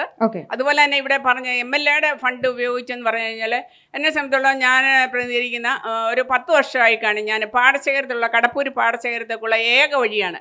10 വർഷമായി ഞാൻ MLAയോട് ആവശ്യപ്പെടുന്നുണ്ട് ആ റോഡിൻ്റെ. ഇവിടെ കടപ്പൂരുകാർക്കെല്ലാം അറിയാതെ അല്ലേ, താങ്കൾക്കും അറിയാവുന്നതാണത്. ഇന്ന് വരെ അതിന്റെ തീരുമാനമായിട്ടില്ല. കാരണം ഇന്നും തലച്ചമടായിട്ട് എന്താണ് ആ ഒരു റോഡിന്റെ കാര്യം MLAയുടെ അടുത്ത് അവതരിപ്പിക്കുമ്പോൾ മറുപടി എന്താണ്? ചെയ്യാമെന്ന് പറഞ്ഞിട്ട് മൊബൈൽ എന്റെ ഇത് കിടപ്പുണ്ട്, കളഞ്ഞിട്ടില്ല. ഇതുവരെ എന്താണ് തടസ്സം നേരിടുന്നത്? എന്താണ് തടസ്സം? ഫണ്ടില്ല. കാണക്കാരി പഞ്ചായത്തിന്റെ ഏകദേശം ഞാൻ ഇപ്പം 3 പ്രാവശ്യം എസ്റ്റിമേറ്റ് എടുത്തു. 40 ലക്ഷം രൂപ അതിന് വേണം. കാരണം ആ പാടശേഖരത്തേക്കുള്ള ഏക വഴിയാണത്. കാരണം അവിടെ ടാർ ചെയ്യാൻ പറ്റത്തില്ല, കോൺക്രീറ്റ് ചെയ്ത് പാടശേഖരത്തേക്ക് പോകണം. അങ്ങനെ നമ്മളെ അത് ഇപ്പം 10 വർഷമായി ഞാൻ ബ്ലോക്കിൽ ഇരുന്നപ്പോഴും ഇപ്പൊ ഈ പഞ്ചായത്ത് ഫണ്ടിന്റെ അപര്യാപ്തതയാണോ ആ റോഡ് നവീകരിക്കാത്തത്? പഞ്ചായത്ത് നമുക്ക് അത്രയും ഫണ്ട് ഉപയോഗിച്ച് ചെയ്യാൻ പറ്റത്തില്ല. ബാക്കി നമ്മുടെ അല്ലാതുള്ള സഞ്ചാരമായിട്ടുള്ള റോഡുകൾ ഇപ്പൊ ഇവിടെ ശ്മശാനത്തിന്റെ കാര്യം പറഞ്ഞു. ഇന്നലെ ഞാൻ അവിടെ പോയിരുന്ന വ്യക്തിയാണ്. നല്ല നീറ്റായിട്ട് അവിടെ മതിൽ കെട്ടി തിരിച്ച് അവിടെ ഇപ്പോൾ ഉള്ളത് ക്ലീൻ ചെയ്യുക എന്ന് മാത്രമേ ഉള്ളൂ. മറ്റേ MLAയുടെ ഫണ്ടാണെന്ന് പറഞ്ഞു കഴിഞ്ഞാൽ ഓരോ വാർഡ് എടുത്ത് പരിശോധിച്ചാൽ അറിയാം. അതിനകത്ത് പഞ്ചായത്ത് ഫണ്ട് എന്തേലും ഉപയോഗിച്ചിട്ടുണ്ട്, ജില്ലാ പഞ്ചായത്ത് ഫണ്ട് ഉപയോഗിച്ചിട്ടുണ്ട്, ബ്ലോക്ക് പഞ്ചായത്ത് ഉപയോഗിച്ചിട്ടുണ്ട്. ഇങ്ങനെ പറഞ്ഞു കഴിഞ്ഞാൽ ശരിയായില്ല. ശരിക്കും ഉള്ള കാര്യങ്ങൾ പറയുക. അതാണ് എന്നെ സംബന്ധിച്ചിടത്തോളം ഞാൻ സത്യസന്ധമായിട്ടുള്ള കാര്യങ്ങൾ പറയാൻ ആഗ്രഹിക്കുന്ന ഒരു വ്യക്തിയാണ്. ഓക്കെ, അടുത്ത ചോദ്യം. ചോദിച്ചോളൂ. മാഡം പറഞ്ഞല്ല, നമ്മുടെ മെമ്പർ മാഡം പറഞ്ഞതിനെ ഞാൻ അംഗീകരിക്കുന്നു. മാഡം പറഞ്ഞത് ശരിയാണ്. ആയുഷ് പദ്ധതി, അതുപോലെ തന്നെ റോഡ് പണിയാൻ വേണ്ടി ഉൾപ്പെടെ പദ്ധതികൾക്ക് കേന്ദ്ര ഗവൺമെന്റ് സഹായിച്ചു നമ്മളെ. അത് മാഡം അംഗീകരിച്ചതിന് ഞാൻ 100% ആത്മാർത്ഥമായിട്ട് മാഡത്തിന് വേണ്ടി കൈയടിക്കുക. പറയുന്നത് LDFന്റെ നമ്മുടെ, പക്ഷെ അത് ഇവിടെ അതേ പാർട്ടിയുടെ തന്നെ, അതായത് മേഡം പ്രതിനിധിക്കുന്ന അതേ സംഘടനയുടെ ആള് നമ്മളോട് സംസാരിക്കുകയാണ് ഈ നരേന്ദ്രമോദി സർക്കാർ ഒന്നും കൊടുക്കുന്നില്ലെന്ന്. ഇവിടെ സംസാരിച്ചതിനകത്ത് ഏറ്റവും കൂടുതൽ പഞ്ചായത്ത് പ്രസിഡന്റ് സംസാരിച്ചതിനകത്ത് ഡൽഹിക്ക് പോയത് പറഞ്ഞു, തിരുവനന്തപുരത്തോടല്ല പോയത്, ഡൽഹിയിലാണ് വിളിച്ച് അവരെ ഇത് ചെയ്തത്. അതുപോലെ തന്നെ ഈ പറഞ്ഞ പദ്ധതികൾ റോഡിന് പൈസ കൊടുത്തത് നമ്മുടെ കേരളത്തിന്റെ പൊതുമരാമത്ത് വകുപ്പ് അല്ല ചെയ്തേക്കുന്നത്, കേന്ദ്ര ഗവൺമെന്റിന്റെ പദ്ധതിയാണ്. അപ്പൊ അത് അംഗീകരിക്കുമ്പോൾ സ്വാഭാവികമായിട്ട് LDFന്റെ പ്രതിനിധി അത് തീർച്ചയായിട്ടും അത് അംഗീകരിച്ച് സംസാരിക്കണം. അല്ലാതെ ജനങ്ങളെ വിഡ്ഢിയാക്കുന്ന വിധത്തിൽ ഇവിടെ വന്നിട്ട് നമ്മുടെ തന്നെ മെമ്പർ അഭിമാനപൂർവ്വം പറഞ്ഞ കാര്യമാണ്, നരേന്ദ്രമോദി സർക്കാർ ഫണ്ട് കൊടുത്തു, സഹായിച്ചു, ആയുഷ് പദ്ധതി നടപ്പിലാക്കി. ഈ പറഞ്ഞതൊക്കെ നമ്മുടെ നിങ്ങൾ ശരിക്കും നിങ്ങൾ എതിർക്കുന്ന ആരെയാ? ഈ പഞ്ചായത്തിന്റെ പ്രസിഡന്റിനാണോ? ആ ഒരു കാര്യത്തോട് അങ്ങേക്ക് എന്താണ് ഒരു മറുപടി? ഞാൻ പറഞ്ഞത് എന്താണ്? കേന്ദ്ര ഗവൺമെന്റ് കേരള ഗവൺമെന്റിനെ സാമ്പത്തികമായി ഞെക്കി കൊല്ലുകയാണ്. കാരണം ആ ഞെക്കി കൊല്ലിക്കൊണ്ടിരുന്നപ്പോൾ ജനങ്ങൾക്ക് പരമാവധി ആ സമാശ്വാസം കൊടുക്കുവാൻ വേണ്ടി ശ്രമിച്ചുകൊണ്ടിരിക്കുകയാണ്. ആ പ്രവർത്തനങ്ങളെ പറ്റിയാണ് ഞാൻ പറഞ്ഞത്. ആ സാമ്പത്തിക ഞെരുക്കത്തിലും പരമാവധി ജനങ്ങൾക്ക് ആശ്വാസം നൽകുവാൻ ശ്രമിച്ചുകൊണ്ടിരിക്കുകയാണ്. നമുക്കറിയാം, അതിദാരിദ്ര്യമില്ലാത്ത സംസ്ഥാനം, ലോകത്ത് അതിദാരിദ്ര്യമില്ലാത്ത രാജ്യം ചൈന മാത്രമാണ്. അത് കഴിഞ്ഞാൽ ഇന്ത്യയിൽ കേരള സംസ്ഥാനമാണ് അതിദാരിദ്ര്യമില്ലാത്ത സംസ്ഥാനം. ദാരിദ്ര്യമില്ലാത്തവരില്ല, അതിദാരിദ്ര്യമില്ലാത്തവര്. ദാരിദ്ര്യമില്ലാത്തവരില്ലെന്ന് പറയുമ്പോൾ ഇപ്പൊ ഈ പറഞ്ഞ സാധനം തന്നെ തെറ്റല്ലേ സാറേ? അതായത് ദാരിദ്ര്യം ഉള്ളവരുണ്ട്, ഉണ്ടെന്ന് സാറ് തന്നെ ദാരിദ്ര്യമുള്ളവർ ഒരുപാട് പേരുണ്ട്. ഒരു കാര്യം, അങ്ങനെ ദാരിദ്ര്യമുള്ളവർ ഒരുപാട് പേരുണ്ട്. പക്ഷേ അതിദാരിദ്ര്യമുള്ളവര് ഇല്ലാത്ത സംസ്ഥാനമായി കേരളം പ്രഖ്യാപിച്ചു. അതിനൊരു ചെറിയ ഉദാഹരണം, ഇവിടെ നിന്ന് ഒരു 4 കിലോമീറ്റർ പോയാൽ മതി, ഏറ്റുമാർ അച്ചായൻസ് ഗോൾഡ് എന്ന് പറഞ്ഞിട്ട് ഒരു ഇതുണ്ട്, ഈ ടോണി അച്ചായൻ എന്ന് പറഞ്ഞാൽ. അങ്ങനെ അദ്ദേഹത്തെ പോലുള്ള ആളുകൾ ഓരോ ദിവസവും പൊക്കിക്കൊണ്ട് വരിക, ഗതിയില്ല. ഇന്നലെ അതേ കിടക്കുന്നില്ല, പാമ്പ് കയറി ചെന്ന് കടിച്ച് അത് പട്ടണി കിടക്കും ഒരാഴ്ചയായിട്ട് ശ്രീ. അപ്പൊ ഇതുപോലുള്ള ആളുകൾ അവരെ മറച്ചു വെച്ചോണ്ട്, അവരെ ഒളിപ്പിച്ച് വെച്ചോണ്ട് നമ്മൾ അത് പണ്ട് പറയല്ലേ, ഒളിപ്പിച്ച് വെച്ച് കിടത്താന്ന് പറയല്ലേ, അത് നടക്കത്തില്ല. ഇപ്പൊ ഇവിടെ പഞ്ചായത്ത് പ്രസിഡന്റ് പറഞ്ഞില്ലേ, അതിദാരിദ്ര്യത്തിലായിട്ടുള്ള ആൾക്കാർ വളരെ കുറവാണ്. 120 പേരുണ്ടായിരുന്നു. അതില് ഏറ്റവും ദാരിദ്ര്യത്തിലുള്ളവര് 120 പേര്, അതിദാരിദ്ര്യമുള്ളവര് എത്ര പേരാ? 20 പേര്. ഈ അതിദാരിദ്ര്യമുള്ള ആളുകൾ നമ്മുടെ പഞ്ചായത്തിലുണ്ട്. നമ്മൾ അവരെ ക്ഷേമത്തിലൂടെ നല്ല രീതിയിൽ മുന്നോട്ട് കൊണ്ടുവരണം. ഇപ്പോൾ സാറ് പറഞ്ഞ് കേന്ദ്ര ഗവൺമെൻറ് സ്റ്റേറ്റ് സർക്കാരിനെ ഞെരുക്കുമെന്ന് പറയുന്നു. അപ്പോഴും സാധാരണക്കാർക്ക് കിട്ടേണ്ട അവകാശങ്ങൾ കേന്ദ്ര ഗവൺമെൻറ് നടപ്പിലാക്കി കൊടുക്കുന്ന കാര്യം അതേ പാർട്ടിയുടെ മെമ്പർ ഇവിടെ നിന്ന് പറയുക. അത് അംഗീകരിച്ച് കൈയടിക്കാനാണ് ഞാൻ പറഞ്ഞത്. അത് കിട്ടിയില്ലെന്നല്ലെങ്കിൽ മെമ്പർ പറയട്ടെ, അല്ല പ്രസിഡന്റ് പറയട്ടെ. അപ്പം നരേന്ദ്രമോദി സർക്കാർ ചെയ്യുന്നുണ്ട്, നന്മ ജനങ്ങളിലേക്ക്. ഞാൻ പറഞ്ഞത് കേന്ദ്ര ഗവൺമെന്റ് സാമ്പത്തികമായി കേരള ഗവൺമെന്റ് എങ്ങനെ സാറെ വിശ്വസിക്കും? ശബരിമല മൊത്തത്തിൽ എടുത്തോണ്ട് പോയി. അങ്ങനെയുള്ള ഒരു സർക്കാരിന്റെ കൈയിലോട്ട് നമ്മുടെ പഞ്ചായത്തിലേക്ക് വരും, നമ്മുടെ പഞ്ചായത്തിന്റെ കാര്യങ്ങളിലേക്ക് വരും, ഈ സർക്കാർ ഭരിക്കുന്ന സമയത്ത് നമ്മുടെ പഞ്ചായത്തിന്റെ കാര്യങ്ങളിലേക്ക് വരും. ദയവ് ചെയ്ത് നമ്മുടെ പഞ്ചായത്തിന്റെ കാര്യങ്ങൾ മാത്രം ഈ പഞ്ചായത്തിന്റെ കാര്യം സംസാരിക്കുമ്പോൾ കേരള സർക്കാരിനെ ഞെരുക്കിയെന്ന് പറയുമ്പോൾ കേരള സർക്കാരിന്റെ തലത്തിൽ സംസാരിക്കേണ്ടി വരും. പഞ്ചായത്തിന്റെ കാര്യങ്ങൾ പറയുമ്പോൾ ഞാൻ പഞ്ചായത്ത് തലത്തിൽ സംസാരിച്ചത്. മേഡം അംഗീകരിച്ച കാര്യം CPMന്റെ പ്രതിനിധി അംഗീകരിക്കണം. നരേന്ദ്രമോദി സർക്കാർ സഹായിച്ചു, ഫണ്ട് തന്നു, റോഡ് നടപ്പിലാക്കി, കുടിവെള്ള പദ്ധതികൾക്ക് ഫണ്ട് അനുവദിച്ചിട്ടുണ്ട്, ആയുഷ് പദ്ധതി നടപ്പിലാക്കി. ഏറ്റവും അവസാനം ഇവിടുത്തെ ആയുർവേദ ഹോസ്പിറ്റലിൽ 30 കോടി രൂപ 35 ലക്ഷം രൂപ അനുവദിച്ചിട്ടുണ്ട് കേന്ദ്ര സർക്കാർ. ഇല്ലെന്ന് സാറിന് പറയാമോ? ഓക്കെ, നമ്മുടെ പ്രസിഡന്റ് പറഞ്ഞിരുന്നു കേന്ദ്രത്തിൽ നിന്നുള്ള വിഹിതം ഉപയോഗിച്ച് ഇത്തരത്തിലുള്ള പ്രവർത്തനങ്ങളൊക്കെ നടത്തിയെന്ന് പ്രസിഡന്റ് അംഗീകരിച്ചു. അങ്ങ് പറയുന്നത് കേന്ദ്രം നമ്മുടെ സംസ്ഥാനത്തെ ഞെരുക്കുകയാണെന്നാണ് പറയുന്നത്. അതിനുള്ള മറുപടി എന്താണ്? അതിനുള്ള മറുപടി, സാമ്പത്തിക ബുദ്ധിമുട്ടുണ്ടായിട്ടും കേരള ഗവൺമെന്റ് നമുക്കറിയാമല്ലോ, സാമൂഹ്യപരമായിട്ട് ഏറ്റവും ഡെവലപ്മെന്റ് ഉണ്ടാകുന്നത് എവിടെയാണ്? പഞ്ചായത്ത് തലങ്ങളിലാണ്. കേന്ദ്ര ഫണ്ട് ഉപയോഗിച്ച് പഞ്ചായത്തിൽ വികസനങ്ങൾ നടത്തിയിട്ടുണ്ടോ? ഗവൺമെന്റ് ആണോ പഞ്ചായത്ത്? സെൻട്രൽ ഗവൺമെന്റ് നമ്മുടെ കേന്ദ്രത്തിൽ നിന്നുള്ള ഫണ്ട് ഉപയോഗിച്ച് പഞ്ചായത്തിലെ പ്രവർത്തനങ്ങൾ നടത്തിയിട്ടുണ്ടോ? അതായത് ഈ ഫണ്ട് എവിടെയാണ് വരുന്നത്? ഒരു നിമിഷം, കേന്ദ്രത്തിൽ നിന്നുള്ള അദ്ദേഹത്തിന്റെ ഒരു ചോദ്യം, അദ്ദേഹം ചോദിച്ചതിന്റെ ഒരു പൊരുള് പറയാം. കേന്ദ്രത്തിൽ നിന്നുള്ള ഫണ്ട് ഉപയോഗിച്ച് പഞ്ചായത്തിൽ പ്രവർത്തനങ്ങൾ നടത്തിയിട്ടുണ്ടോ ഇല്ലയോ? ഉണ്ട്. അതാണ്. പിന്നെ രണ്ടുമുണ്ട്. അതായത് കേന്ദ്രത്തിലെയും അതുപോലെ തന്നെ സംസ്ഥാനത്തിന്റെയും ഫണ്ടുകൾ ഉപയോഗിച്ചാണ് പഞ്ചായത്തിന്റെ പ്രവർത്തനങ്ങൾ നടത്തിയത്. അത് ഇല്ല എന്ന് അംഗീകരിക്കണം. അത് ചെയ്തിട്ടുണ്ട് എന്ന് അംഗീകരിക്കണം. ഇല്ല എന്ന് പറയരുതെന്നാണ് അദ്ദേഹത്തിന്റെ ചോദ്യം. അവരുടെ ഔദാര്യമല്ല ഇത്. ഔദാര്യമല്ല, ഒരിക്കലുമല്ല. ഒരു പഞ്ചായത്തിന്റെ വികസന പ്രവർത്തനങ്ങൾക്ക് കേന്ദ്രത്തിൽ നിന്നും സംസ്ഥാനത്തിൽ നിന്നും ഒരേപോലെ നമ്മൾ കൊടുക്കുന്ന GST എമൗണ്ട്, അതായത് ഏറ്റവും കൂടുതൽ GST കൊടുക്കുന്നത് ഈ സംസ്ഥാനമാ, കേരള സംസ്ഥാനത്താണ്. അതുപോലെ തന്നെ റെയിൽവേയിൽ ടിക്കറ്റ് എടുക്കുന്ന ആരാണ്? മലയാളികൾ മാത്രമേ റെയിൽവേയിൽ ടിക്കറ്റ് എടുക്കുന്നുള്ളൂ. ആ പൈസ എല്ലാം കൊണ്ടുവന്ന ആരാണ്? കേന്ദ്ര ഗവൺമെന്റ്. ആ പൈസ പറയാൻ ഒരിക്കലുമല്ല, ഔദാര്യമാണെന്ന് ഇവിടെ ആരും പറഞ്ഞിട്ടില്ല. കേന്ദ്രത്തിൽ നിന്നുള്ള ഫണ്ട് ഉപയോഗിച്ച് പഞ്ചായത്തിലെ പ്രവർത്തനങ്ങൾ നടത്തിയിട്ടുണ്ടോ ഇല്ലയോ എന്നായിരുന്നു ചോദ്യം. സംസ്ഥാനത്തെ ഫണ്ടുകളുണ്ട്, അത് പ്രസിഡന്റ് അംഗീകരിച്ചു, അത്രേ ഉള്ളൂ. അടുത്ത ചോദ്യം ആരോടാണ് ചോദ്യം? അങ്ങേക്ക്. എനിക്കിപ്പോ ഇവിടെ സംസാരിച്ച ഇടതുപക്ഷത്തിന്റെ ആളാണെന്ന് വിശ്വസിക്കുന്നു, അദ്ദേഹത്തിനോടാണ് ചോദിച്ചോളൂ. പഞ്ചായത്തുമായിട്ട് ബന്ധപ്പെട്ട കാര്യങ്ങളെ കുറിച്ചുള്ള ചർച്ചയാണ് ഇവിടെ നടക്കുന്നതെങ്കിൽ പോലും അദ്ദേഹം വളരെ ഗംഭീരമായിട്ട് ഇവിടെ പറഞ്ഞു, അതിദാരിദ്ര്യമുക്ത കേരളം ഇവിടെ സൃഷ്ടിച്ചത് ഈ സർക്കാരാണ് എന്നുള്ള മട്ടിൽ സംസാരിച്ചു. എനിക്ക് അതിനെക്കുറിച്ചാണ് പറയാനുള്ളത്. ഇവിടുത്തെ വിദഗ്ധന്മാരടങ്ങുന്ന വലിയൊരു സംഘം യാതൊരു സർവേകളും നടത്താതെ ഉണ്ടാക്കിയ ഒരു പ്രഖ്യാപനം മാത്രമാണ് ഈ അതിദാരിദ്ര്യമുക്തം എന്നുള്ള ഇത്. നിങ്ങളത് മനസ്സിലാക്കണം. ഇപ്പോഴും വയനാട്ടിൽ ഉൾപ്പെടെയുള്ള പ്രദേശങ്ങളിൽ അതിദാരിദ്ര്യം അനുഭവിക്കുന്ന നിരവധി ആളുകളുണ്ട് എന്ന് തെളിയിച്ചിട്ടുണ്ട്. ചാനലുകളൊക്കെ കാണുന്ന ആൾക്കാർക്ക് വ്യക്തമായിട്ട് അറിയാം.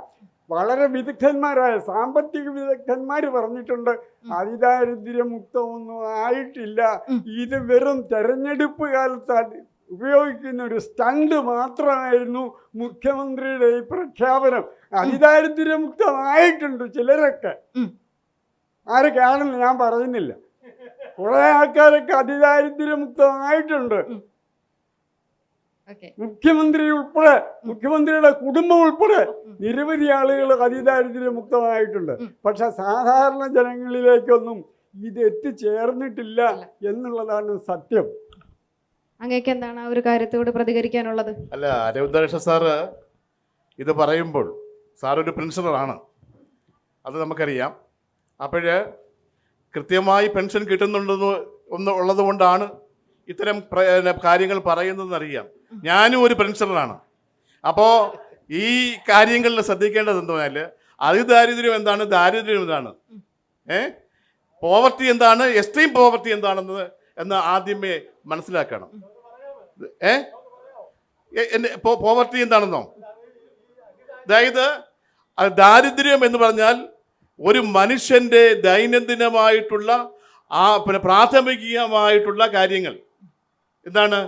ആഹാരം, പാർപ്പിടം, ഭക്ഷണം, ഇതെല്ലാം ലഭിക്കാത്തവരെയാണ് ദാരിദ്ര്യം എന്ന് പറയുന്നത്. ഇതുകൂടാതെ തന്നെ അവർക്ക് ഒരു നേരത്തെ പോലും ആഹാരം കിട്ടാൻ ബുദ്ധിമുട്ടുള്ളവരെ അതിദാരിദ്ര്യം എന്ന് പറയാം, അല്ലേ? അതിദാരിദ്ര്യം ഉള്ളവരാണെന്ന് പറയാം. ഇപ്പം നമുക്കറിയാം, നമ്മുടെ സിവിൽ സപ്ലൈസ് വഴി നമ്മൾ പരമാവധി ആൾക്കാർക്ക് അരികൾ കൊടുത്തുകൊണ്ടിരിക്കുകയാണ്. അതായത് 1 രൂപയ്ക്ക് അരി കിട്ടുന്ന സംസ്ഥാനമായി മാറിയിരിക്കുന്നു. അപ്പോൾ ആ രീതിയിൽ നമ്മുടെ സംസ്ഥാനത്തിലെ അതിദാരിദ്ര്യമായിട്ടുള്ള ആൾക്കാരെ ഒഴിവാക്കുവാൻ ഇല്ല എന്നുള്ള പ്രഖ്യാപനം വന്നതിൻ്റെ ഫലമായിട്ടാണ് ഈ ഒരു കമൻറ്റ് വന്നതെന്നുള്ളതാണ്. ആ, നിങ്ങൾ റേഷൻ കടച്ച് ചോദിച്ചു ഒരുപാട് അരി തരാൻ പറഞ്ഞാൽ മതി. അദ്ദേഹത്തിന് അറിവില്ലാത്തതുകൊണ്ട് അദ്ദേഹം പറഞ്ഞാണ്. ഒരാളൊരു റേഷൻ കടയിൽ ചെന്ന് 1 രൂപയുടെ അരി വേണമെന്ന് പറഞ്ഞു കഴിഞ്ഞാൽ കിട്ടിയാല എന്നുള്ളത് 100% സാറിന് അറിയാൻ മേലെങ്കിൽ ഇവിടെ ഇരിക്കുന്ന സാധാരണക്കാരുടെ കൂടെ വളർന്നു വരുന്ന എനിക്ക് അത് വളരെ വ്യക്തമായി തന്നെ അറിയാൻ പറ്റും. എനിക്ക് 4 രൂപയ്ക്ക് അരി കിട്ടുന്നുണ്ട്, 8 കിലോ അരി എൻ്റെ വീട്ടിൽ. പക്ഷേ ചിലർക്ക് 4 കിലോ അരി 10 രൂപ വെച്ച് കൊടുക്കുന്നുണ്ട്. ഒന്നും മേടിക്കാതെ മഞ്ഞക്കാർഡ് 5 പൈസ മേടിക്കാതെ 30 കിലോ അരി കൊടുക്കുന്നുണ്ട്. ഇവിടെ അതിദാരിദ്ര്യരുള്ളത് കൊണ്ടാണ് അത് കൊടുത്തുകൊണ്ടിരുന്നത്. ആ മഞ്ഞക്കാർഡ് കട്ട് ചെയ്യുന്ന അവസ്ഥയിലേക്കാണ് ഇന്ന് പിണറായി വിജയൻ സർക്കാർ അതിദാരിദ്ര്യമുക്ത കേരളം എന്നുള്ള പ്രഖ്യാപനം നടത്തിയിരിക്കുന്നത്. ഇവിടുത്തെ സാധാരണക്കാരുടെ നെഞ്ചത്ത് ആണിയടിക്കുന്ന ഒരു പദ്ധതിയാണ് ഇവിടെ കൊണ്ടുവന്നത്. എന്ത് ഇതിന്റെ അടിസ്ഥാനത്തിൽ? ഓക്കെ, UDF പ്രതിനിധിക്ക് എന്താണ് അതിനോട് പറയാനുള്ളത്? ഇപ്പം ഞാൻ ബി ജെ പിയുടെ ഒരു അംഗം ചോദിച്ചത് ഞാൻ മറുപടി പറയുകയാണ്. 1942 നമുക്ക് സ്വാതന്ത്ര്യം കിട്ടിയത്. 47 സ്വാതന്ത്ര്യം കിട്ടിയത്. അത് ഒരു മിസ്റ്റേക്ക് വന്നു, ശരിയാണ്, ചെറിയൊരു മിസ്റ്റേക്ക്, ക്ഷമിക്കുക. അന്ന് തൊട്ട് ഈ രാജ്യത്തല്ല നിങ്ങൾ ജീവിച്ചത്. അന്ന് തൊട്ട് ഒരു ഭരണഘടനയുടെ കീഴിൽ ഇന്ത്യൻ നാഷണൽ കോൺഗ്രസ് 65 വർഷം ഭരിച്ചു. ഒരു മൊട്ടുസൂചി പോലും ഈ രാജ്യത്ത് ഉൽപ്പാദിപ്പിക്കാൻ ഇല്ലാത്ത സമയത്ത് ഇന്ത്യൻ നാഷണൽ കോൺഗ്രസ് അധികാരത്തിൽ വരുന്നത്. 24 സംസ്ഥാനങ്ങളും കേന്ദ്രീകരണ പരിസരം വിവിധ ഭാഷകളും സംസ്കാരങ്ങളും ഉൾക്കൊള്ളുന്ന ഈ രാജ്യത്തെ കൂട്ടിയിണക്കാൻ ഇന്ത്യൻ നാഷണൽ കോൺഗ്രസിന് ആരുമില്ല. അന്നേരം ബി ജെ പിക്കാരനൊന്നുമില്ല. അന്നും ബ്രിട്ടീഷുകാരുടെ ഒരു അടിമയായിട്ട് നിന്ന് മാത്രമേ ഈ ബി ജെ പിക്കാരനുള്ളൂ. അവൻ്റെ സംഘപരിവാർ ശക്തികൾക്കും കോൺഗ്രസിനെ ഇല്ലാതാക്കാൻ നോക്കുക. അന്നും അതെ, ജനസംഘം എന്നൊരു പാർട്ടി ഉണ്ടായിരുന്നു. ആ ജനസംഘം തന്നെയാണ് ഇന്ന് ബി ജെ പി ആയിട്ട് വന്നത്. ഇവരിന്ന് പറഞ്ഞ ഫണ്ടിൻ്റെ കാര്യം, ഇന്ത്യൻ നാഷണൽ കോൺഗ്രസിൻ്റെ നേതൃത്വത്തിൽ ഈ കേന്ദ്രം കേരളം എന്നൊരു ഇതില്ലായിരുന്നു. ഫണ്ടുകൾ ഇവിടെ വന്നുകൊണ്ടാണല്ലോ ഉമ്മൻചാണ്ടിയുടെ നേതൃത്വത്തിൽ 14 ജില്ലകളിലും മെഡിക്കൽ കോളേജ് ഈ രാജ്യത്ത് കൊണ്ടുവന്നത്, ഈ സംസ്ഥാനത്ത് കൊണ്ടുവന്നത്. ഇവർ പുരോഗതി വന്നുകൊണ്ട് അല്ല. ഞാൻ പിന്നെ അതിദാരിദ്ര്യം, CPM-കാരാ ഓണനാളിലും വിഷു നാളിലൊക്കെ നിങ്ങളുടെ ലോക്കൽ സെക്രട്ടറിമാരെല്ലാം, ലോക്കൽ സെക്രട്ടറിമാർ, ഏരിയ സെക്രട്ടറിമാർ ഓരോ പൊതിയും കൊണ്ട് വീട് വിടാന്ന് അതിദാരിദ്ര്യം അല്ലേ? ഇതൊക്കെ നിങ്ങൾ ചിന്തിച്ചു പോകണം. അതിദാരിദ്ര്യം നീ കൊണ്ടുവരരുത്. അടുത്ത ചോദ്യം. എൻ്റെ ചോദ്യം അതല്ലായിരുന്നു. ഈ വാറ്റുപുര റോഡുമായിട്ട് ബന്ധപ്പെട്ടിട്ട് 2 വർഷക്കാലം ആ റോഡ് പൊട്ടിപ്പൊളഞ്ഞു കിടന്ന കാരണം ചോദിച്ചപ്പം കേന്ദ്രത്തിൽ ഇരിക്കുന്ന ഫണ്ടിൻ്റെ കാര്യവും 1947 സ്വാതന്ത്ര്യം കിട്ടിയ 42 ആക്കിയ കഥയൊക്കെ പറഞ്ഞിട്ട് കാര്യമില്ല. നമ്മുടെ ചോദ്യം വളരെ വ്യക്തമാണ്. എന്തുകൊണ്ട് വാറ്റുപുര റോഡിനെ 2 വർഷക്കാലം തിരിഞ്ഞു നോക്കാതെ MLA ആ വഴി അത്ര വളരെ മോശമായി കിടന്നിട്ട് ആളുകൾക്ക് നടന്നു പോലും പോകാൻ മേല, വലിയ കുഴികളും ചെളിവെള്ള കെട്ടുമായിട്ട് കിടന്നിട്ട് പാവപ്പെട്ട നാട്ടുകാർ ആ റോഡ് നന്നാക്കിയിട്ട് ഞാൻ ഉൾപ്പെടെ, അതായത് 3-4 ബസ് പോകുന്ന റോഡ്, 2 പ്രധാനപ്പെട്ട സ്കൂൾ, ഇന്റർനാഷണൽ സ്കൂൾ, എബിനസർ സ്കൂൾ ഉൾപ്പെടെ സ്ഥിതി ചെയ്യുന്ന പ്രദേശത്തിന്റെ അവസ്ഥയെ സംസാരിച്ച് അത് ചോദിക്കുമ്പോൾ 1947 സ്വാതന്ത്ര്യം കിട്ടിയ കഥ പറഞ്ഞു. ഇനി അതിന് ഉത്തരം കൂടെ പറയാം. 1947 സ്വാതന്ത്ര്യം കിട്ടിയതിന് ശേഷം ജവഹർലാൽ നെഹ്റു മുതൽ ഇങ്ങോട്ട് മൻമോഹൻ സിംഗ് വരെയുള്ള സർക്കാർ ഭരിച്ച് 60 വർഷക്കാലത്തോളം ഇന്ത്യ ഭരിച്ച്, എന്നിട്ടാണ് അവർ 10 വർഷം നരേന്ദ്രമോദി ഇന്ത്യ കേന്ദ്രത്തിൽ BJP അധികാരത്തിൽ വന്നിട്ട് 10 വർഷമായപ്പോൾ വികസനം വന്നില്ല എന്ന് പറയുന്നു. 60 വർഷം മറുപടി പറയാനുണ്ടോ? റോഡിൻ്റെ കാര്യത്തിൽ എന്ന് പറയുമ്പോൾ ഞാൻ അനുഭവത്തിൽ ഞാൻ അറിഞ്ഞു, തൊട്ടപ്പുറം മന്ത്രിയാണ് VM വാസവൻ പ്രതിനിധീകരിക്കുന്ന മണ്ഡലം, തൊട്ടപ്പുറം കിടക്കുന്നത് അപ്പുറേ. അന്നേരം പുള്ളി അത് ചെയ്തോളാമെന്ന് MLA പറഞ്ഞെന്ന് പറയാം. MLA പിന്നെ അങ്ങ് ചെയ്ത് കഴിഞ്ഞാൽ MLA-ക്കാലും ബുദ്ധിപരമായ ഫണ്ടുകൾ കൊടുക്കാനും ലക്ഷങ്ങൾ കൊടുത്ത് പുള്ളി ഒറ്റ രീതിയിൽ നടത്തലാക്കാൻ വാസവൻ പറഞ്ഞായിട്ട് ഞാൻ അറിയുന്നു. അടുത്ത സെക്ഷനിലേക്ക് കടക്കാൻ നമുക്ക് ഒരു നിമിഷം. അല്ലെങ്കിൽ അടുത്ത വകുപ്പ് കൈകാര്യം ചെയ്യുന്ന പൊതുമരാമത്ത് വകുപ്പല്ല. അപ്പം അദ്ദേഹത്തിന്റെ രസം എന്നറിയോ, ഈ കയറി വരുന്ന വാതിൽ വരെയുള്ള റോഡ് ഈ പറഞ്ഞ MLA അല്ല മന്ത്രി അദ്ദേഹത്തിന്റെ വാർഡ് അദ്ദേഹം ക്ലീൻ ആക്കി ഇട്ടേക്കുന്നു. തൊട്ടിപ്പുറത്തോട്ട് വന്നു കഴിയുമ്പോഴത്തേക്ക് നമ്മൾ ഈ പറയുന്ന കണക്ക് തന്നെ ഇത്രയും ഭാഗം ടാറ്, അപ്പുറത്തോട്ട് വന്നു കഴിഞ്ഞാൽ ചെളിക്കുണ്ട്.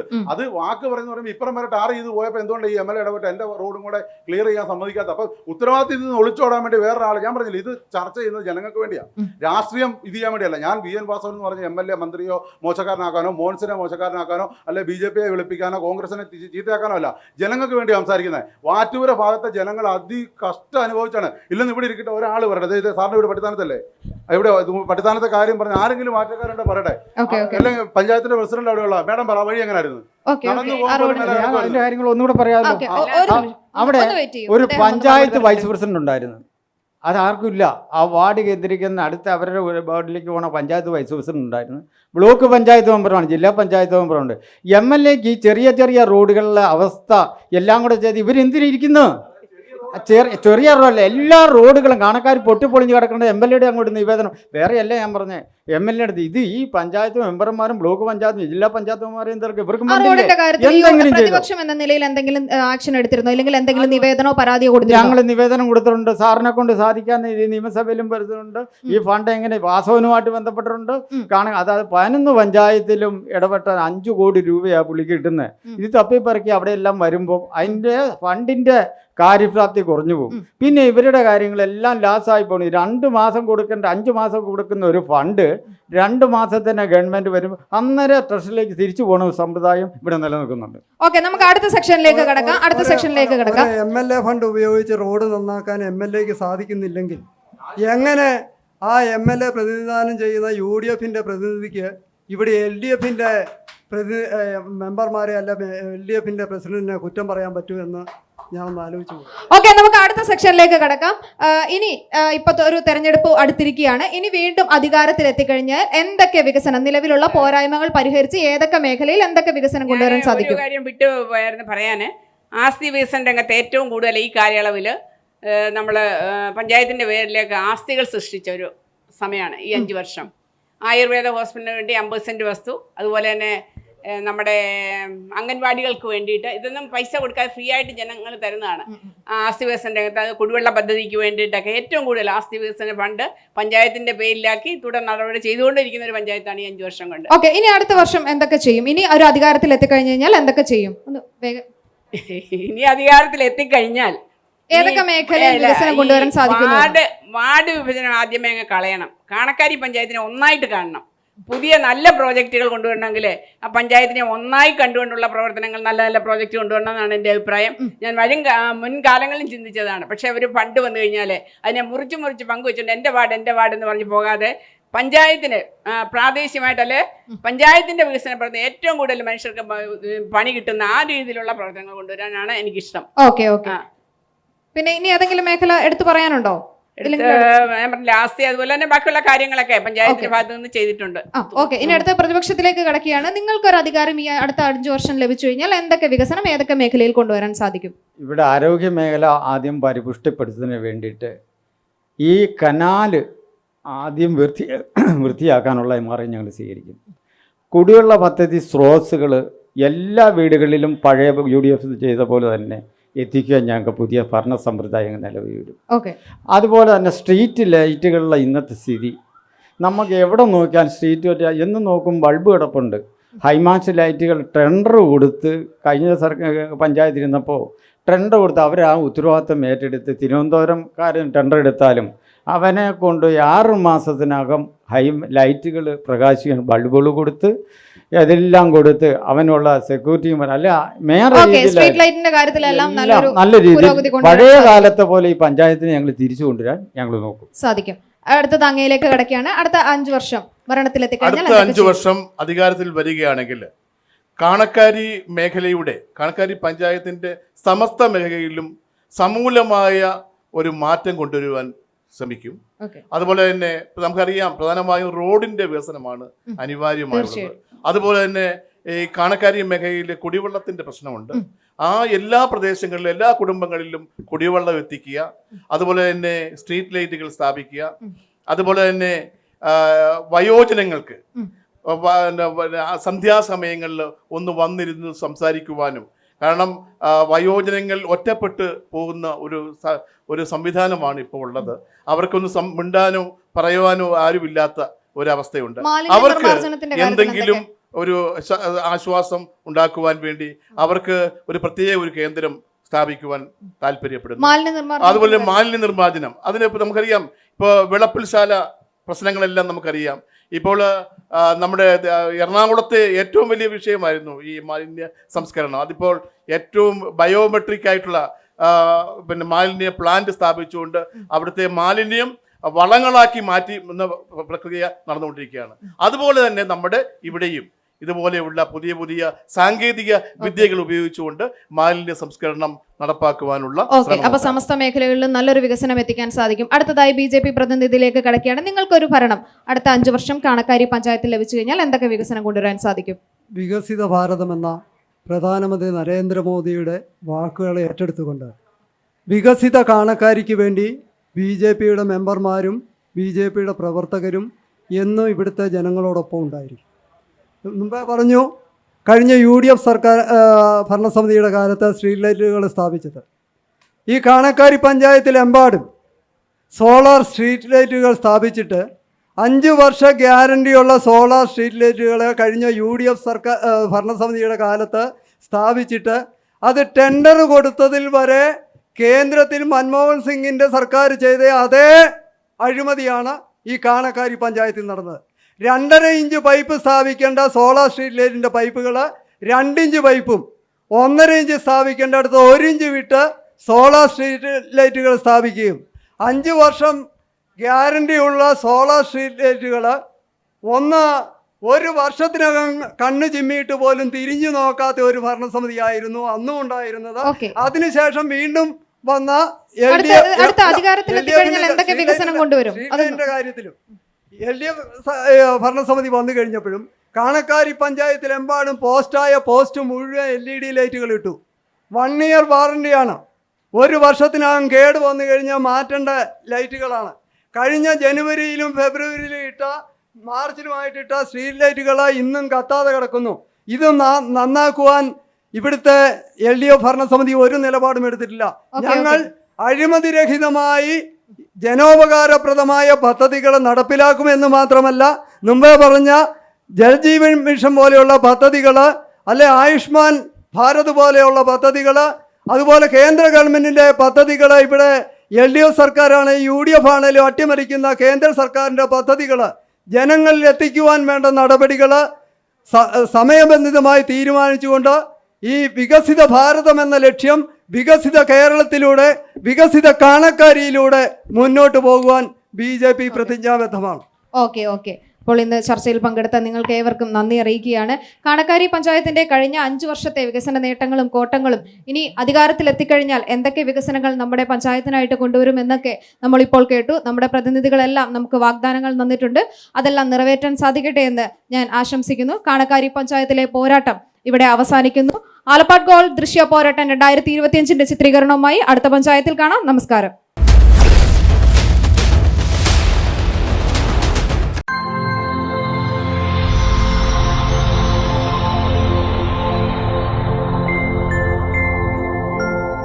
ദൃശ്യ പോരാട്ടം 2025 നിങ്ങൾക്കായി അവതരിപ്പിച്ചത് Alappad Gold, Pala, Mundakayam, Karukachal. Sponsored by Mary Queens Hospital, 26 mile, Kanjirappally. സ്വർണം പണയം വെച്ചിട്ട് തിരിച്ചെടുക്കാൻ പ്രയാസപ്പെടുകയാണോ? അല്ലെങ്കിൽ ലേലത്തിൽ പോകുമോ എന്ന ആശങ്കയുണ്ടോ? കയ്യിലെ സ്വർണത്തിന് എവിടെ മികച്ച വില ലഭിക്കുമെന്നറിയാതെ വിഷമിക്കുന്നവരാണോ? അങ്ങനെയാണെങ്കിൽ ഉടൻ ആലപ്പാട് ഗോൾഡിലേക്ക് വിളിക്കൂ. നിങ്ങളുടെ സ്വർണ്ണാഭരണങ്ങൾക്ക് മാർക്കറ്റിലെ അതാത് ദിവസത്തെ വില ഇവിടെ ലഭിക്കും. നിങ്ങളുടെ സ്വർണ്ണാഭരണങ്ങൾ ഏത് ജ്വല്ലറിയിൽ നിന്ന് വാങ്ങിയതായാലും എത്ര പഴയതായാലും ആലപ്പാട് ഗോൾഡ് അന്നുള്ള ദിവസത്തെ മാർക്കറ്റ് വില നൽകി സ്വർണം തിരിച്ചെടുക്കുന്നു. GPay, RTGS, NEFT, ചെക്ക് എന്നിവയുടെ സൗകര്യവും ഉണ്ട്. പണത്തിന്റെ ടെൻഷൻ വേണ്ട. ആലപ്പാട് ഗോൾഡ് നിങ്ങളുടെ സ്വർണത്തിന് വിപണിയിലെ ഏറ്റവും ഉയർന്ന വില നൽകുന്നു. 2001 മുതൽ കേരളത്തിലെ നമ്പർ 1 ഓൾഡ് ഗോൾഡ് പർച്ചേസ് ഷോപ്പായ ആലപ്പാട് ഗോൾഡ് സാധാരണക്കാരെ സഹായിക്കാൻ മുന്നിൽ നിന്ന് പ്രവർത്തിക്കുന്നു. ജനസേവനമാണ് നമ്മുടെ ലക്ഷ്യം. വിശ്വാസത്തോടെ നിങ്ങളുടെ സ്വർണ്ണാഭരണങ്ങൾ വിൽക്കാൻ ആലപ്പാട് ഗോൾഡിനെ സമീപിക്കാം. ഞങ്ങൾ സ്വർണത്തിന് യഥാർത്ഥ മൂല്യം നൽകുന്നു. ഞങ്ങളുടെ സ്ഥാപനങ്ങൾ മുണ്ടക്കയം KK റോഡിൽ സൗത്ത് ഇന്ത്യൻ ബാങ്കിന്റെ അടുത്ത് അജ്ഫ ബേക്കേഴ്സ് ബിൽഡിംഗിലും കറുകച്ചാലിൽ മല്ലപ്പള്ളി റോഡിലുള്ള ഫെഡറൽ ബാങ്ക് ബിൽഡിംഗിലും പ്രവർത്തിക്കുന്നു. അതുകൂടാതെ കേരളത്തിലെ എല്ലാ ജില്ലകളിലും നമ്മുടെ സർവീസ് ലഭ്യമാണ്. സ്വർണവുമായി ബന്ധപ്പെട്ട കാര്യങ്ങൾക്ക് ഇനി ചിന്തിക്കുമ്പോൾ ഞങ്ങളുടെ നമ്പറിലേക്ക് ഒരു ഫോൺ കോൾ മതി. ആലപ്പാട് ഗോൾഡ് നിങ്ങളെ സഹായിക്കാൻ നിങ്ങളുടെ അടുത്തെത്തും. ആലപ്പാട് ഗോൾഡ് എന്നും നിങ്ങളോടൊപ്പം.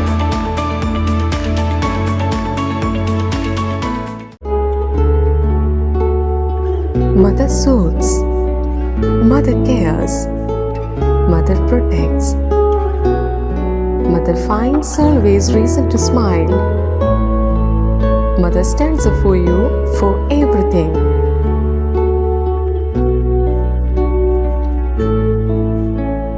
Mary Queen's Mission Hospital, Kanirapalli, Kottayam. We care, God cures. Introducing South India's largest sanitary ware showroom, now in Pala. Welcome to Cochin Saniwares, where luxury meets innovation. Here, every leading sanitary ware brand has its own exclusive space, designed to bring their world to life. Step inside and experience the future of your home, with real-time previews that let you see exactly how your bathroom, kitchen, or living spaces will look before you decide.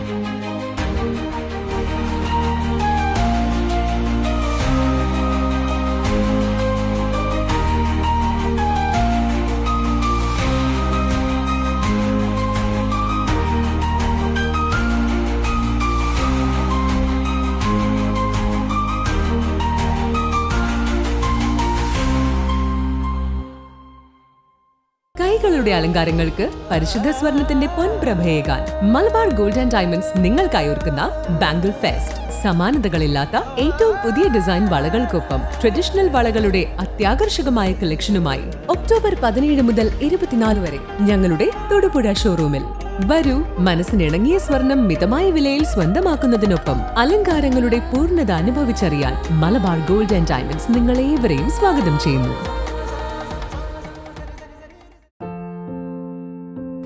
Murickens ഗ്രൂപ്പിന്റെ MG and Flyline പ്രൊഡക്റ്റുകളിലേക്ക് ഏവർക്കും സ്വാഗതം. മോഹന വാഗ്ദാനങ്ങളിൽ ആകൃഷ്ടരാകാതെ ഉൽപ്പന്നത്തിന്റെ ഗുണനിലവാരവും വിൽപ്പനാനന്തര സേവനവും ഈ കാലഘട്ടത്തിൽ ഒരു ഉപഭോക്താവ് കരുതലോടുകൂടി ഉറപ്പുവരുത്തേണ്ടതാണ്. വിവിധതര ഉൽപ്പന്നങ്ങൾ അന്താരാഷ്ട്ര ഗുണനിലവാരത്തിൽ 30 വർഷത്തിന് മേൽ പ്രവർത്തന പാരമ്പര്യമുള്ള മുരിക്കൻസ് ഗ്രൂപ്പിന്റെ MG ആൻഡ് ഫ്ലൈലൈൻ ബ്രാൻഡഡ് ഉൽപ്പന്നങ്ങൾ ഈ ഫീൽഡിലെ എക്സ്പേർട്സിൽ നിന്ന് തന്നെ നിങ്ങൾ സ്വന്തമാക്കും. ഓൺ ഗ്രിഡ് അല്ലെങ്കിൽ ഓഫ് ഗ്രിഡ് സോളാർ പവർ പ്ലാന്റുകൾ, രാത്രി കാലങ്ങളിൽ വീടിന്റെ പരിസരവും ഗാർഡനുകളും അതിമനോഹരമാക്കുവാനുള്ള സോളാർ ഗാർഡൻ ലൈറ്റുകൾ, ബാറ്ററിലെസ് സോളാർ പവർ പ്ലാന്റുകൾ, ഹൈ വോൾട്ടേജ് ആൻഡ് ലോ വോൾട്ടേജിൽ നിന്ന് നമ്മുടെ ഗൃഹോപകരണങ്ങളെ സംരക്ഷിക്കുന്ന ഇലക്ട്രിക് പ്രൊട്ടക്ടറുകൾ, MG ബ്രാൻഡഡ് സോളാർ വാട്ടർ ഹീറ്ററുകൾ, കോൺസ്റ്റന്റ് വോൾട്ടേജ് ഔട്ട്പുട്ട് നൽകുന്ന MG സെർവോ വോൾട്ടേജ് സ്റ്റെബിലൈസറുകൾ, ഭക്ഷണപാനീയങ്ങളും മറ്റും കേടുകൂടാതെ സൂക്ഷിക്കുന്നതിനുള്ള ഡീപ് ഫ്രീസറുകൾ, ഹോസ്പിറ്റൽ മോർച്ചറി ചേംബറുകൾ, മൊബൈൽ മോർച്ചറികൾ എന്നിവ ഞങ്ങളുടെ വിശാലമായ ശ്രേണിയിൽപ്പെടുന്നു. മുരിക്കൻസ് ഗ്രൂപ്പിന്റെ ഈ പ്രൊഡക്റ്റുകളെ കുറിച്ച് അറിയുന്നതിനായി സന്ദർശിക്കൂ muirkens.com അല്ലെങ്കിൽ solarkerala.com.